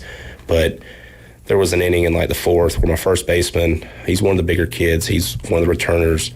He was gassed. You could tell he was very, very just on his last leg. And we played some boys down there that looked like they could play left guard for Alabama. No doubt. One of them ran him over, and he got up. He was crying. He was exhausted. So I went over, and I was like, I'm very tough on the kids. Like, hey, you're okay. This was the one time the whole summer I was like, you need to come out. He said, I'm not coming out. And so I took his glove off of him, and I was like, hey, name's Gavin. I said, I'm going to take you over there. I think you need to go over there. And his response was, I think you need to give my glove back, and you can go back over there. I'm not coming out the game. All right, go, Dad. Yeah, so I did have to go get his dad to physically pull him out the game. Wow. But just seeing a kid, no matter what the score was, wasn't going to give up. And that was all of them. They were just that heat was a monster. I lost my voice. He pitched the whole time out there, and then had to come off or on defense to talk to the outfield. So it was impressive to watch 7 and 8 year olds in that heat. Bunch of warriors, no doubt about that. What would you guys say the state of Bay County baseball is right now, especially at the youth level? Oh, it's definitely going up. Like, that's what it seems like. I'm not involved yet. I mean, I'm seeing Ian coaches with you, Ian Allen on the Dingers. Austin Foreman is doing some great things around here as well. Yeah. So, so we're at a good level then. Yeah, both travel and rec leagues. It's not just Lynn Haven either. Right. The other leagues around, everybody's growing, everybody's getting better, but the competition is really rising, and that's going to breed better ball players down the road. So I love it, man. Well, congratulations to y'all, and also thank y'all for what you're doing. I mean, not only are you creating or helping, mentor athletes, but you're helping them be better human beings, and that's of the utmost importance. And they need good people in their lives, and it helps when they've got a good background at the house as well. But again, congratulations to the Lynn Haven All-Stars, 8U there, Team Blue, Coach McGowan, Coach Tim Reed, but more importantly, like you guys mentioned, it's all the kids. Congratulations to them. That's going to be a memory they're never going to forget. Neither were you guys, but wow, man, great stuff. You're riding with the Afternoon Underdogs. This is ESPN Northwest Florida. Quick timeout. We'll be right back talking Braves with Sam Peebles. ESPN Northwest Florida. We're taking the inside drive. Oh yeah, man! And my son, I've been trying to do it for weeks now, and this will be his first game. So yeah, he'll be real excited. That's awesome and hell. Softball well deserved. There you go. Yeah. See, it's like I knew further up. The intuition. Absolutely. Join Ryan Mulvey. Thank you very little. Middays 11 to 1 on ESPN Northwest Florida. This is Joanna with ESPN Northwest Florida with your Wednesday's weather. Tonight there will be a very light wind, partly cloudy skies and 79. A mixture of very light rain and some sun tomorrow morning, about the same at 89. In the afternoon and evening, a mixture of light sprinkles and mostly sunshine and a high of 89. About the same at 88 Friday, and we'll have a variety of mostly sunshine and a possibility of thunderstorms. This forecast is brought to you by Ellis Agency Insurance. Thank you for keeping that dial on ESPN Northwest Florida. Rely on it. Hey folks, Chris Kramer with Bill Kramer GM. And the best place to listen to the Inside Drive with Ryan Mulvey is inside a brand new vehicle from Bill Kramer GM. And I want you to know we've got 10 times the amount of inventory on the ground as we did this time last year, and darn near all of them are discounted. So shop us online at BillKramerGM.com or visit us the corner of Frankfurt and 23rd. We'll make it easy and take great care of you. Are you looking for a place to take a leak? Do you have a truck, tractor, or other hydraulic equipment leaking or not performing as it should? At Reliable Hydraulic Solutions, we can get you back to work. Do you have a busted or leaking hose? Hydraulic cylinder or pump needing repair? If competitive pricing and a quick turnaround are what matter to your business, come see us at Reliable Hydraulic Solutions. Or you can give us a call at 850-326-3000. Reliable Hydraulic Solutions, 6840 Highway 77 in Southport. The best place in town to take a leak. The next evolution in sports talk radio. It's the Afternoon Underdogs. 5, 4, 3, 2, 1. Make it so. 104.3 ESPN Northwest Florida. Man, I am so thankful to live in this city, which I've been 17 years, essentially my whole life back and forth because of my grandparents, but to see the coaches and the young athletics, the youth athletics that we have around here, and I know there's many more that have not been on the show with us, and if you have anyone out there that you would like to get on the show with the Afternoon Underdogs, all you got to do is text us at 850-215-6290, and we will make it happen. But up next, we've got Sam Peebles, host and creator of the Braves Dugout podcast, also a contributor right here with ESPN Northwest Florida, and he does much, much more. Sam, what's going on, my friend? Hey, how's it going? Doing well, man. You just said it. Go Lynn Haven All-Stars in the comment section. I don't care which city it is. If you're doing great things for Panama City, that is awesome. So maybe we're gonna have some baby Braves in the making in the future. How you feel about that, Sam? That'd be awesome. I'd love to see some Braves coming from the local area. Lynn Haven's got quite a few All-Star teams going to the World Series this year, and I couldn't be happier for them. Yeah, they crushed it. That 8U team, highest finish of any age group. But Orlando Arcia, speaking of the Atlanta Braves, day-to-day with an abscessed tooth. When do you think, my question isn't about Zach Short or any of that, when do you think we end up seeing Nacho Alvarez get the call? It's funny that you bring that up because, well, you wouldn't have seen it because you were on air, but during that time, Nacho Alvarez got scratched from the lineup. Oh. And so there was a big craze of, is it time for him to be brought up? But then Justin Toscano came on and said, no, he's just feeling under the weather. So a bunch of people got real excited, and then about 4 minutes later realized, oh, man, I guess we can't be excited yet. So that's kind of funny on that timing. But if I had to guess, my educated guess would be if we do see him this year, it's going to be after the All-Star break because, well, I shouldn't say All-Star break, sorry, the trade deadline. It'll be after the trade deadline because I would imagine that the Braves would want to see if he's going to be part of a trade deal, if they're going to be trading for another shortstop to be a stopgap this year. Mm-hmm. I mean, there's a lot of variables that could go into play.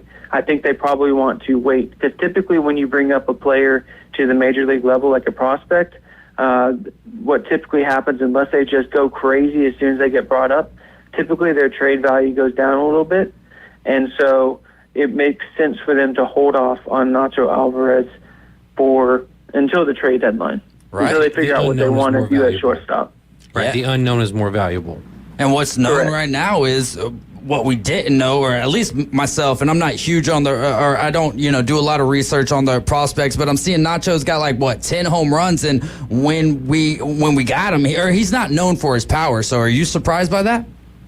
Oh, definitely. I mean, I was just hoping he'd be a league regular at some point. He's showing that, if he keeps this up, he might actually be an all-star level shortstop. I don't know if he's fully ready to be that yet, but he's showing much more potential than I anticipated, so I'm really excited. I don't know if he's truly ready to be the everyday starter yet, but he's showing a lot of signs headed that way. Chris Sale taking on the Giants tonight. Over or under 6.5 strikeouts for him tonight? Well, for the entire month of June, he was second in Major League Baseball in 12 strikeouts per 9 innings, so I'm definitely going to take the over on that one. There we go. Man, what do you want to see from the Braves tonight that we didn't see last night? And I think it's just about every single time that we lose some offense. But what would you like to see? Give us a detailed answer. Yes, definitely some offense. The bottom three in the lineup really need to start going. Matt Olson needs to get things going. I saw an interesting stat today. I don't want to take credit for it, but in the last 26 games that the Braves' opponent scored at least 3 runs, the Braves are 0-26. That's how bad their offense has been. There's only been 4 teams in Major League Baseball that have had a worse offense than the Braves in the last 2 months, which is absolutely bonkers considering the offense they had last year. So, yeah, definitely need some offense. How long have you been doing the show with us, keeping us updated on the Braves? This is third or fourth year for the Braves Dugout podcast, so I'd imagine right around that timeline, right? I just got a memory for my first podcast episode for 4 years ago, so probably around 4 years. Wow, man. So awesome stuff. And if you're not tuned into the Braves Dugout podcast, you need to go listen to that week in and week out. You drop that on Thursdays, right? Correct. Yeah. We'll have an episode tomorrow. Oh, you're dropping one for July 4th? Absolutely. Awesome, my man. That is some great stuff. Give me an offensive player to watch tonight. Oh, I was going somewhere with that. For the last, few years, the Braves have been playing out of their minds, especially offensively. And so it might seem sometimes like Sam is just, bragging on the Braves, but no, he keeps it real. It's right across the line there for you. And I appreciate that, Sam. But give me an offensive player to watch tonight going up against Jordan Hicks. I'm going to go with Travis d'Arnaud. I'm only going off of one thing. He's 2 for 2 against him in his career, and actually the Braves have a very small sample size career-wise against Jordan Hicks. Well, you just said everything I was about to say, which is that almost everyone on that team has a small sample size, and it would either be Travis d'Arnaud, and it makes sense why he's starting tonight, 2 for 2, Or you could go with my guy that I would pick would be Austin Riley, because he has the second largest sample size, and he has a 400 average with an 800 OPS. And he's been kind of hot this month, actually. The Braves have got a lot of flack for their offense, but one guy that has not been doing poor is Austin Riley. He's really stepped it up over the past month. His runs created plus or OPS, whichever one you prefer, has been well above league average. I think it's at least 50% above league average. So Austin Riley is who I want to keep my eye on tonight. Hey, Sam, AJ here. Appreciate you coming on again. Of course. So the Braves have been really pitcher heavy in the drafts here in the last few years. Do you think that trend continues? They're picking 24th, I believe, here in a couple weeks. Is there a pitcher that you have your eye on, or is there somebody else maybe that's non-pitching that you think the Braves will target? So this is going to be a really boring answer, but in my opinion is they probably will go with pitching just based on their history as well as them being lower in the draft. There's a lot more pitchers that make sense at that point. But if it were me, I truly would, at 24th pick in the draft, I'm going best available. I don't really care if it's a position player or a pitcher. I'm going best available. Do you think that Urangelo Sahente is going to have success at the major league level, being an I almost said amphibious, ambidextrous pitcher? I mean, I think we're in a world, if there's ever a time in Major League history where it could work, I think it's now. With all the analytic-heavy statistics and research and training that goes on, they can find matchups for him, I'm sure. Real quick, Rick Ty said, shout out to my daughter, Cassidy Ty, who is watching the show. That was 10 minutes ago, so she might have already tuned out. But if not, Cassidy, thank you so much for riding along with us this afternoon. Trade deadline fun. Or do we got anything else on the Braves that we need to get out of the way? I think we're pretty much caught up for the most part, right, Sam?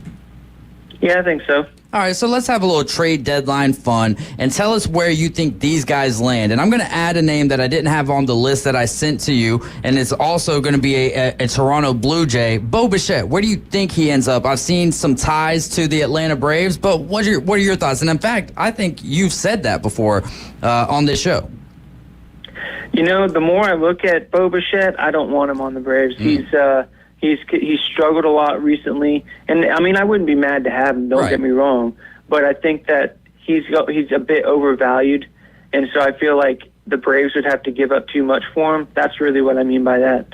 A shortstop's going to be really hard. A guy like Bo Bichette would make a lot of teams better. I think you're probably going to see some random team that you don't think of, like the Minnesota Twins or something like that, that moves them over to second base rather than playing shortstop. That's where I think it's going to happen with Bo Bichette. I like that. How about Lou Bob, Luis Robert Jr.? I'm going Dodgers there. My reasoning is that the Dodgers have always have the prospect capital to land a guy like him. But also, if you look at their center field output this year, they ranked 20th in Major League Baseball as far as wins above replacement and 18th in runs created plus. So the one area that they've really been struggling at is center field. So the Dodgers would be a great fit. Well, and the Dodgers also have, like Sam said, a plethora of prospects there with Josue DePaula, Joe Andrew Vargas. They've got Dane Roncone. There's a bunch of guys that they could throw out, and that's not even delving into their pitching prospects, right? That's just fielders that they could throw at the White Sox to land Lou Bob. But my thing is what I'm hearing is with Lou Bob, it's either going to be Fetty that goes with Lou Bob, or it's going to be Crochet that goes with Lou Bob. One or the other. But more than likely, it's going to be Fetty, who's having a really good year, by the way, for the White Sox, even though they're terrible. Crochet, though, 1.91 ERA in the month of June on that team. And I think that's why the White Sox keep him. All right, how about we'll go to another Blue Jay, and then if you have another name that you want to throw out there, AG. But what about Vladdy Jr.? Where do you think he ends up? I would probably say the Yankees, because the Yankees are obviously in contention, and with Rizzo going down for 4 to 6 weeks, and with him underperforming quite a bit this year, I do believe that that would be a really good fit for them. They've had some poor production from first base all year long, plus their starter going down for an extensive period of time. I think it just makes sense for the Yankees to go after him. Yeah, the Yankees makes the most sense. I think Vladdy's hitting somewhere in the neighborhood around like 270, 280 right now. So he's still having a decent season, but it's not the season that we all expected him to have. But the Yankees makes the most sense. I mean, they're dealing with injuries on their own with Anthony Rizzo, J-Dom, who was looking like he was going to take Jason Dominguez, who was looking like he was going to come back into the fray. Particularly with Mike Stanton going down, Giancarlo Stanton going down. Being able to kind of plug him in there, but now he's hurt as well. So they're dealing with a dearth of injuries as well. So I think the Blue Jays trading into the division makes the most sense. One team that's sneaky to look out for with Lou Bob though, and with either Fetty or Crochet would be the Baltimore Orioles. You want to talk about having a lot of prospects to give up? Baltimore has a ton. They have a hole in center field with Cedric Mullins not performing very well, and their rotation needs to be bolstered as well. Man, a lot of fans will be mad if Cedric Mullins doesn't start, but on paper it makes total sense. Right, 100%. All right, do you have any other players that you want to bring up? Caveman Rick, Bryce Harper, Shohei Ohtani? No, I'm joking. Let's get, all right, buyers or sellers then. Which team buys or which team sells? I've got one team from each division here, but in the AL East and the AL Central, I've got two teams that you can choose from. But you got to tell me which team buys, which team sells for this one here. Rays, Red Sox. Which team's going to be a buyer, which team's going to be a seller, or do both of them buy or sell? I would say that the Red Sox definitely would not be sellers. They're 6 games over 500. They're half a game behind the wild card spot. I definitely foresee them being buyers. As far as the Tampa Bay Rays, where they're sitting at right now, they've already got rid of Savale today. I think that they're in a position where, unless something happens over the next 2 weeks, I would not be shocked if they start restocking the farm. Yeah, I mean, they've lost Kyle Manzardo in that farm system as well. They've got some young talent, the Rays do, but I think the Rays are sellers. I think the Red Sox are buyers because, just like Sam said, they're 6 games over 500. They're still right there in the mix as far as the wild card goes. And if Baltimore has a slide, kind of like the Yankees have had here lately, then if they continue to hold serve, they could be right back there in the middle of that East race. But the Red Sox right now are getting great production from guys that they weren't expecting, like Hamilton at shortstop and Wilyer Abreu, the rookie over there in right field. Those are guys that they weren't on anybody's radar, and then here they are. Not to mention Tyler O'Neill, who has one of the craziest stat lines I think I've ever seen. I think he's at 15 home runs and like 19 RBIs. Self-made, Bryce baby. Harper 2.0. Yeah. Oh man. All right, we'll go to the Central then. Same type question: Royals or Twins? My prediction is that we're going to see the Twins do a little bit of buying, and the Royals will probably stand pat for the most part. They might buy, a handful of relievers or something, but I wouldn't expect a big splash from the Royals. They're definitely not sellers, though. No, I don't think either of them are sellers. Obviously, the Twins are really, really good, but Royce Lewis cannot stay healthy. The kid has made a class. They did just call up their top prospect in Brooks Lee today, so we're excited to see him. Super talented. So I think the corresponding move that we see from the Twins at the deadline is going to depend upon the success that they have out of Brooks Lee. I know that's a lot to put on the young man, but if he comes up and he's productive, then the move that they have to make won't be quite as drastic to stand pat. The Royals are getting phenomenal production out of their stars, which everybody thought they were, or thought was going to happen, but their pitching has been really, really good. But I would expect them to go out and probably add a couple arms at the deadline as well. All right, we'll move over to the AL West. And the Astros are charging. Mariners lead the division. What about those Texas Rangers? Buyers or sellers at the deadline? I'm going to say the Rangers might actually do some selling, just because I know their fans are going to hate to see it, but a lot of their success last year is based on spending a lot of money on free agents.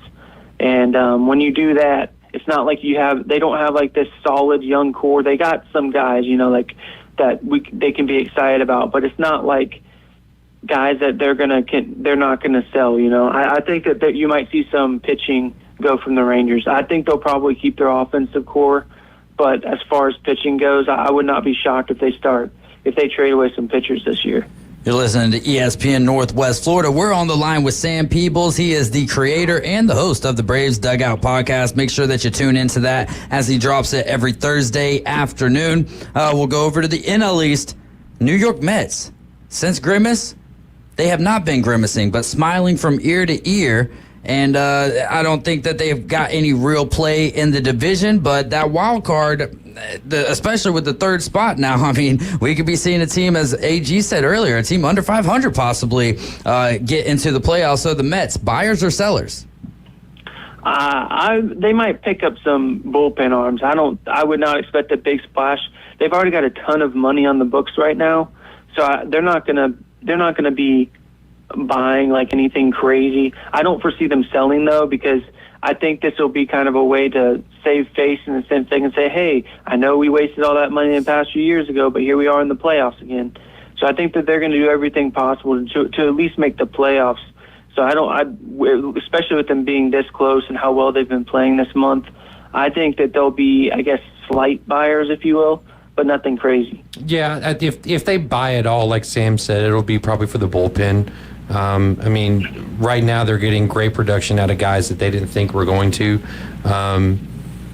Their farm system is completely loaded. It was loaded before the trades last year with Houston and Texas. So they've got help coming.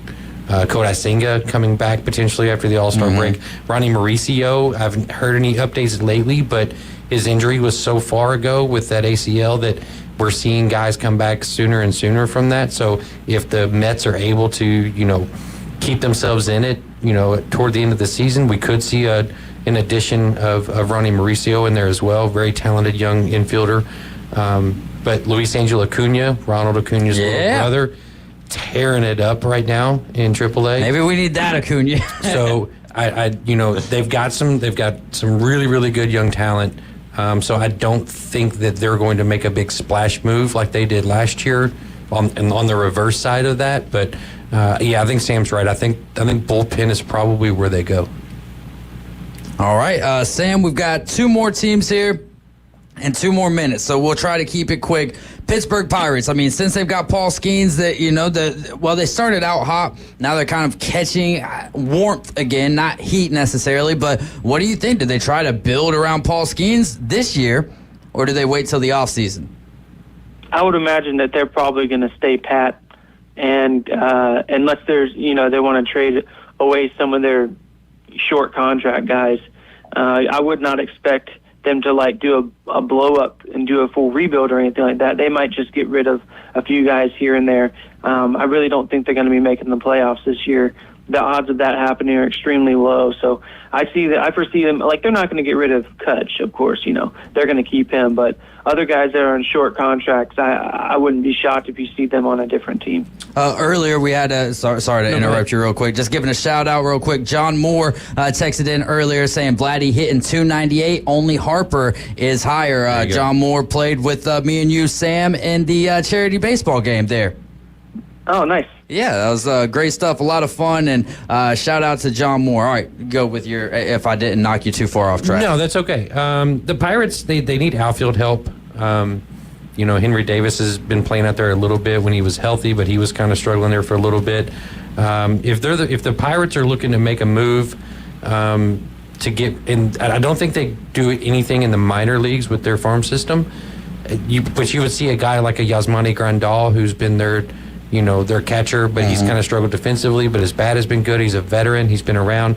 That would be a piece I could see them moving to kind of help them, toward the end of the year and potentially next year with some talent, some young talent. So a veteran move like that is kind of what I see from Pittsburgh at this point, unless they just go on this magnificent, unheard of run. Sam, we are out of time for today, man, because we're going to get to break. We're only going to have 5 minutes left in the show after that. But, hey, thank you so much for being patient with us and letting us, get a few more minutes with the Lynn Haven All-Star coaches and then coming on and talking some Braves with us. Hey, man, have a happy 4th of July, all right? Absolutely. Thanks, guys. All right, Sam Peebles, make sure that you go check out the Braves Dugout podcast, man. Just does wonderful breakdowns on the podcast and keeps you up to date with what's going on with the Braves. This is ESPN Northwest Florida, where you can listen to the Braves tonight after the Afternoon Underdogs. First pitch 6:20 coverage starting at 6. We'll be right back. ESPN Northwest Florida, your home for Mike Greenberg. I want him in the Hall of Fame. I believe Barry Bonds should be in the Hall of Fame. But particularly as someone who grew up worshiping Joe DiMaggio based upon my family and everything else, the title greatest living ball player means something different. You are the standard bearer for Major League Baseball in every way, not just how good a player you are. I think that's right. I can't go there. Greeny. Weekdays on ESPN Northwest Florida. Discover the new Kia during the Summer Sticker Sales event going on now at Bill Bird Kia. Our SUV family is built for all-in adventures and endless possibilities. Whether you're traveling on the highways or off-road, you'll do it with grace and grit. Now offering 1.9% APR for up to 48 months on the purchase of a new 2024 Kia Sorento or a new 2024 Kia Sportage. You'll get the perfect balance of comfort, safety, and technology. Bill Bird Kia is the home of the 20-year, 200,000-mile warranty. Stop by and see us at 2435 East 15th Street or anytime at BillBirdKia.PanamaCity.com. Now enjoy the view this summer because the road is yours in a brand new Kia from Bill Bird Kia. Offer from Kia Finance America for the purchase of a new 2024 Kia Sorento or new 2024 Kia Sportage with $2,165 per month per 1,000 financed in 48 months. Quantities limited. No down payment required. Cannot be combined with other finance offers. The 20-year, 200,000-mile warranty is a Bill Bird Kia warranty. See dealer for complete details. Offer for well-qualified buyers. Must take delivery from dealer stock through 7/8/24. From the diamond to the end zone, from the studio to the sideline, we're the destination for sports on the Gulf Coast. ESPN Northwest Florida. Now back to the Afternoon Underdogs. And we are back here in the doghouse riding along with the Afternoon Underdogs. And this is ESPN Northwest Florida, 104.3 right here in Panama City, 101.9 in Port St. Joe. Man, what a shout out to all of our guests today. Alan Watson, Lexi Griffin, Jake McGowan, Tim Reed, Sam Peebles. It makes the show a lot of fun, not only to prep for, but then once you actually get going, it's fun having some great guests on. Well, it's been fun. It's been informative. We're learning about, youth soccer here. We're learning about collegiate soccer elsewhere. We're learning about, youth baseball here. And it's just been a lot of fun. Golf, obviously, with Alan Watson. Yeah. Always very informative with him and always very fun. So it's been a really, really good day. It has been a great day. No show tomorrow. No show on Friday either. Go ahead, Kevin. I was just going to say, yes, we got the holiday tomorrow, so I was going to tell everybody, make it through the holiday, and Friday, come back with your fingers. Clean up after yourself, too. I'm more worried about my dog than I am me. Well, I know, right? They keep your dogs locked up, too. A lot of dogs get running away from all the loud, noises and stuff like that. So, yeah, just thinking about, all the other stuff people don't think about. Yeah, man, those. I wish there was a way to raise your dog to where he would be used to it. Some dogs are all right with it. I had a buddy with guns and stuff. I had a buddy told me he used to fire guns over his dog's head when he was a puppy to get him used to it. Yeah, you have to, if you're going to go hunting and stuff. I've done absolutely. Well, I mean, I've done volunteering for duck hunting dogs where we had to shoot blanks out of a shotgun and then literally throw a dead duck for the dogs to go retrieve and get points and do stuff like that. I remember duck hunt. It had a little gray gun and it was attached to the TV. It was nice. It was gray until that kid got killed, and then that's when they made it orange because a cop thought it was a real gun. And the thing about that game too, you couldn't shoot the damn dog every time it laughed at you. Wouldn't let you shoot the dog. Only Rick. Only Rick. Shoot the bird. Shooting dogs, kicking babies. The list goes on and on. It's a video game. I know. Let's Write go. that down. I've famously said on the show before I didn't like in Fallout why you could kill anything and everything in the game, but you couldn't kill anybody that was youth. I mean, why stop there? Do everything else. I don't know. Just saying. And the list, and another one. Happy 4th, everybody. Yeah, happy 4th of July. But, Rick does bring up a great point. Be safe out there. Don't be like Jason Pierre-Paul. Learn from his lesson. Yeah. I've seen some crazy things. I've done some crazy things with fireworks. Just be in careful. Our youth. In our youth. It's been a while. Yeah, youth. I would say maybe over a decade since my last dumb mistake with a firework, but it might have been a little more recent than that. Somewhere around that time frame. But one of the traditions that we had as a family around here was going down there and watching the fireworks off of Beach Drive, because we didn't have to drive down there, because my papa lived over there. So parking was not an issue at all for us. But I haven't done that in a couple years, though. We ride our bikes down to Destination Panama City. Yeah. And, Jennifer Vigil that comes on with us all the time. She her group hosts the party, the soiree down there with food trucks and whatnot. And it's always a really good time. We ride our bikes down there. The wife and I do. And just hoping tomorrow it's not insanely hot, so that it's what do you think's going to change from yesterday? It's going to be insanely hot. It's going to be tons and tons of people, straight chaos, but that's typical for 4th of July. Hey, but no it's doubt. a lot of fun. So if you get a chance, head on down there, say hi. Yeah, I don't even know why they put the degrees up. Once we get to after 90, just say hot and then start adding T's for you know what I mean. Oh my goodness. Definitely hot out there, and I really feel for those who work outside. But stay hydrated. Stay hydrated, as Jake was talking about earlier with the kids. We were talking about dogs and stuff earlier too. Make sure dogs got water. Keep them cool. Keep them have shade. People got them chained up out there, just laying around. And keep your dog's feet protected from that asphalt. No doubt. Yeah, no That's doubt. another one. Yeah, man, that's something that kind of gets lost on us every now and again, because we got shoes on when we're on the asphalt. But what is it, the asphalt's 30 degrees hotter, I believe, than if it's 80 outside, then it's 105 to 110 on the asphalt. Couldn't have just said 110 and agreed with me at 30 degrees. Right, but I'm just saying. No. But no, I mean, that's the thing is if you put a temperature to it, then, maybe people understand more. Well, man, enjoy the sporting weekend, sporting weekend and the 4th of July. Hey, Joey Chestnut is not going to be in the Nathan's hot dog eating contest, but he is going to be doing a 5-minute hot dog eating contest at Fort Bliss U.S. Army Post in El Paso, Texas. I thought that's pretty cool. Shout out to Joey Chestnut. We look forward to Labor Day when he takes on Kobayashi. Y'all have a great weekend. We'll see you Monday. Jesus loves you, so do I. Happy 4th.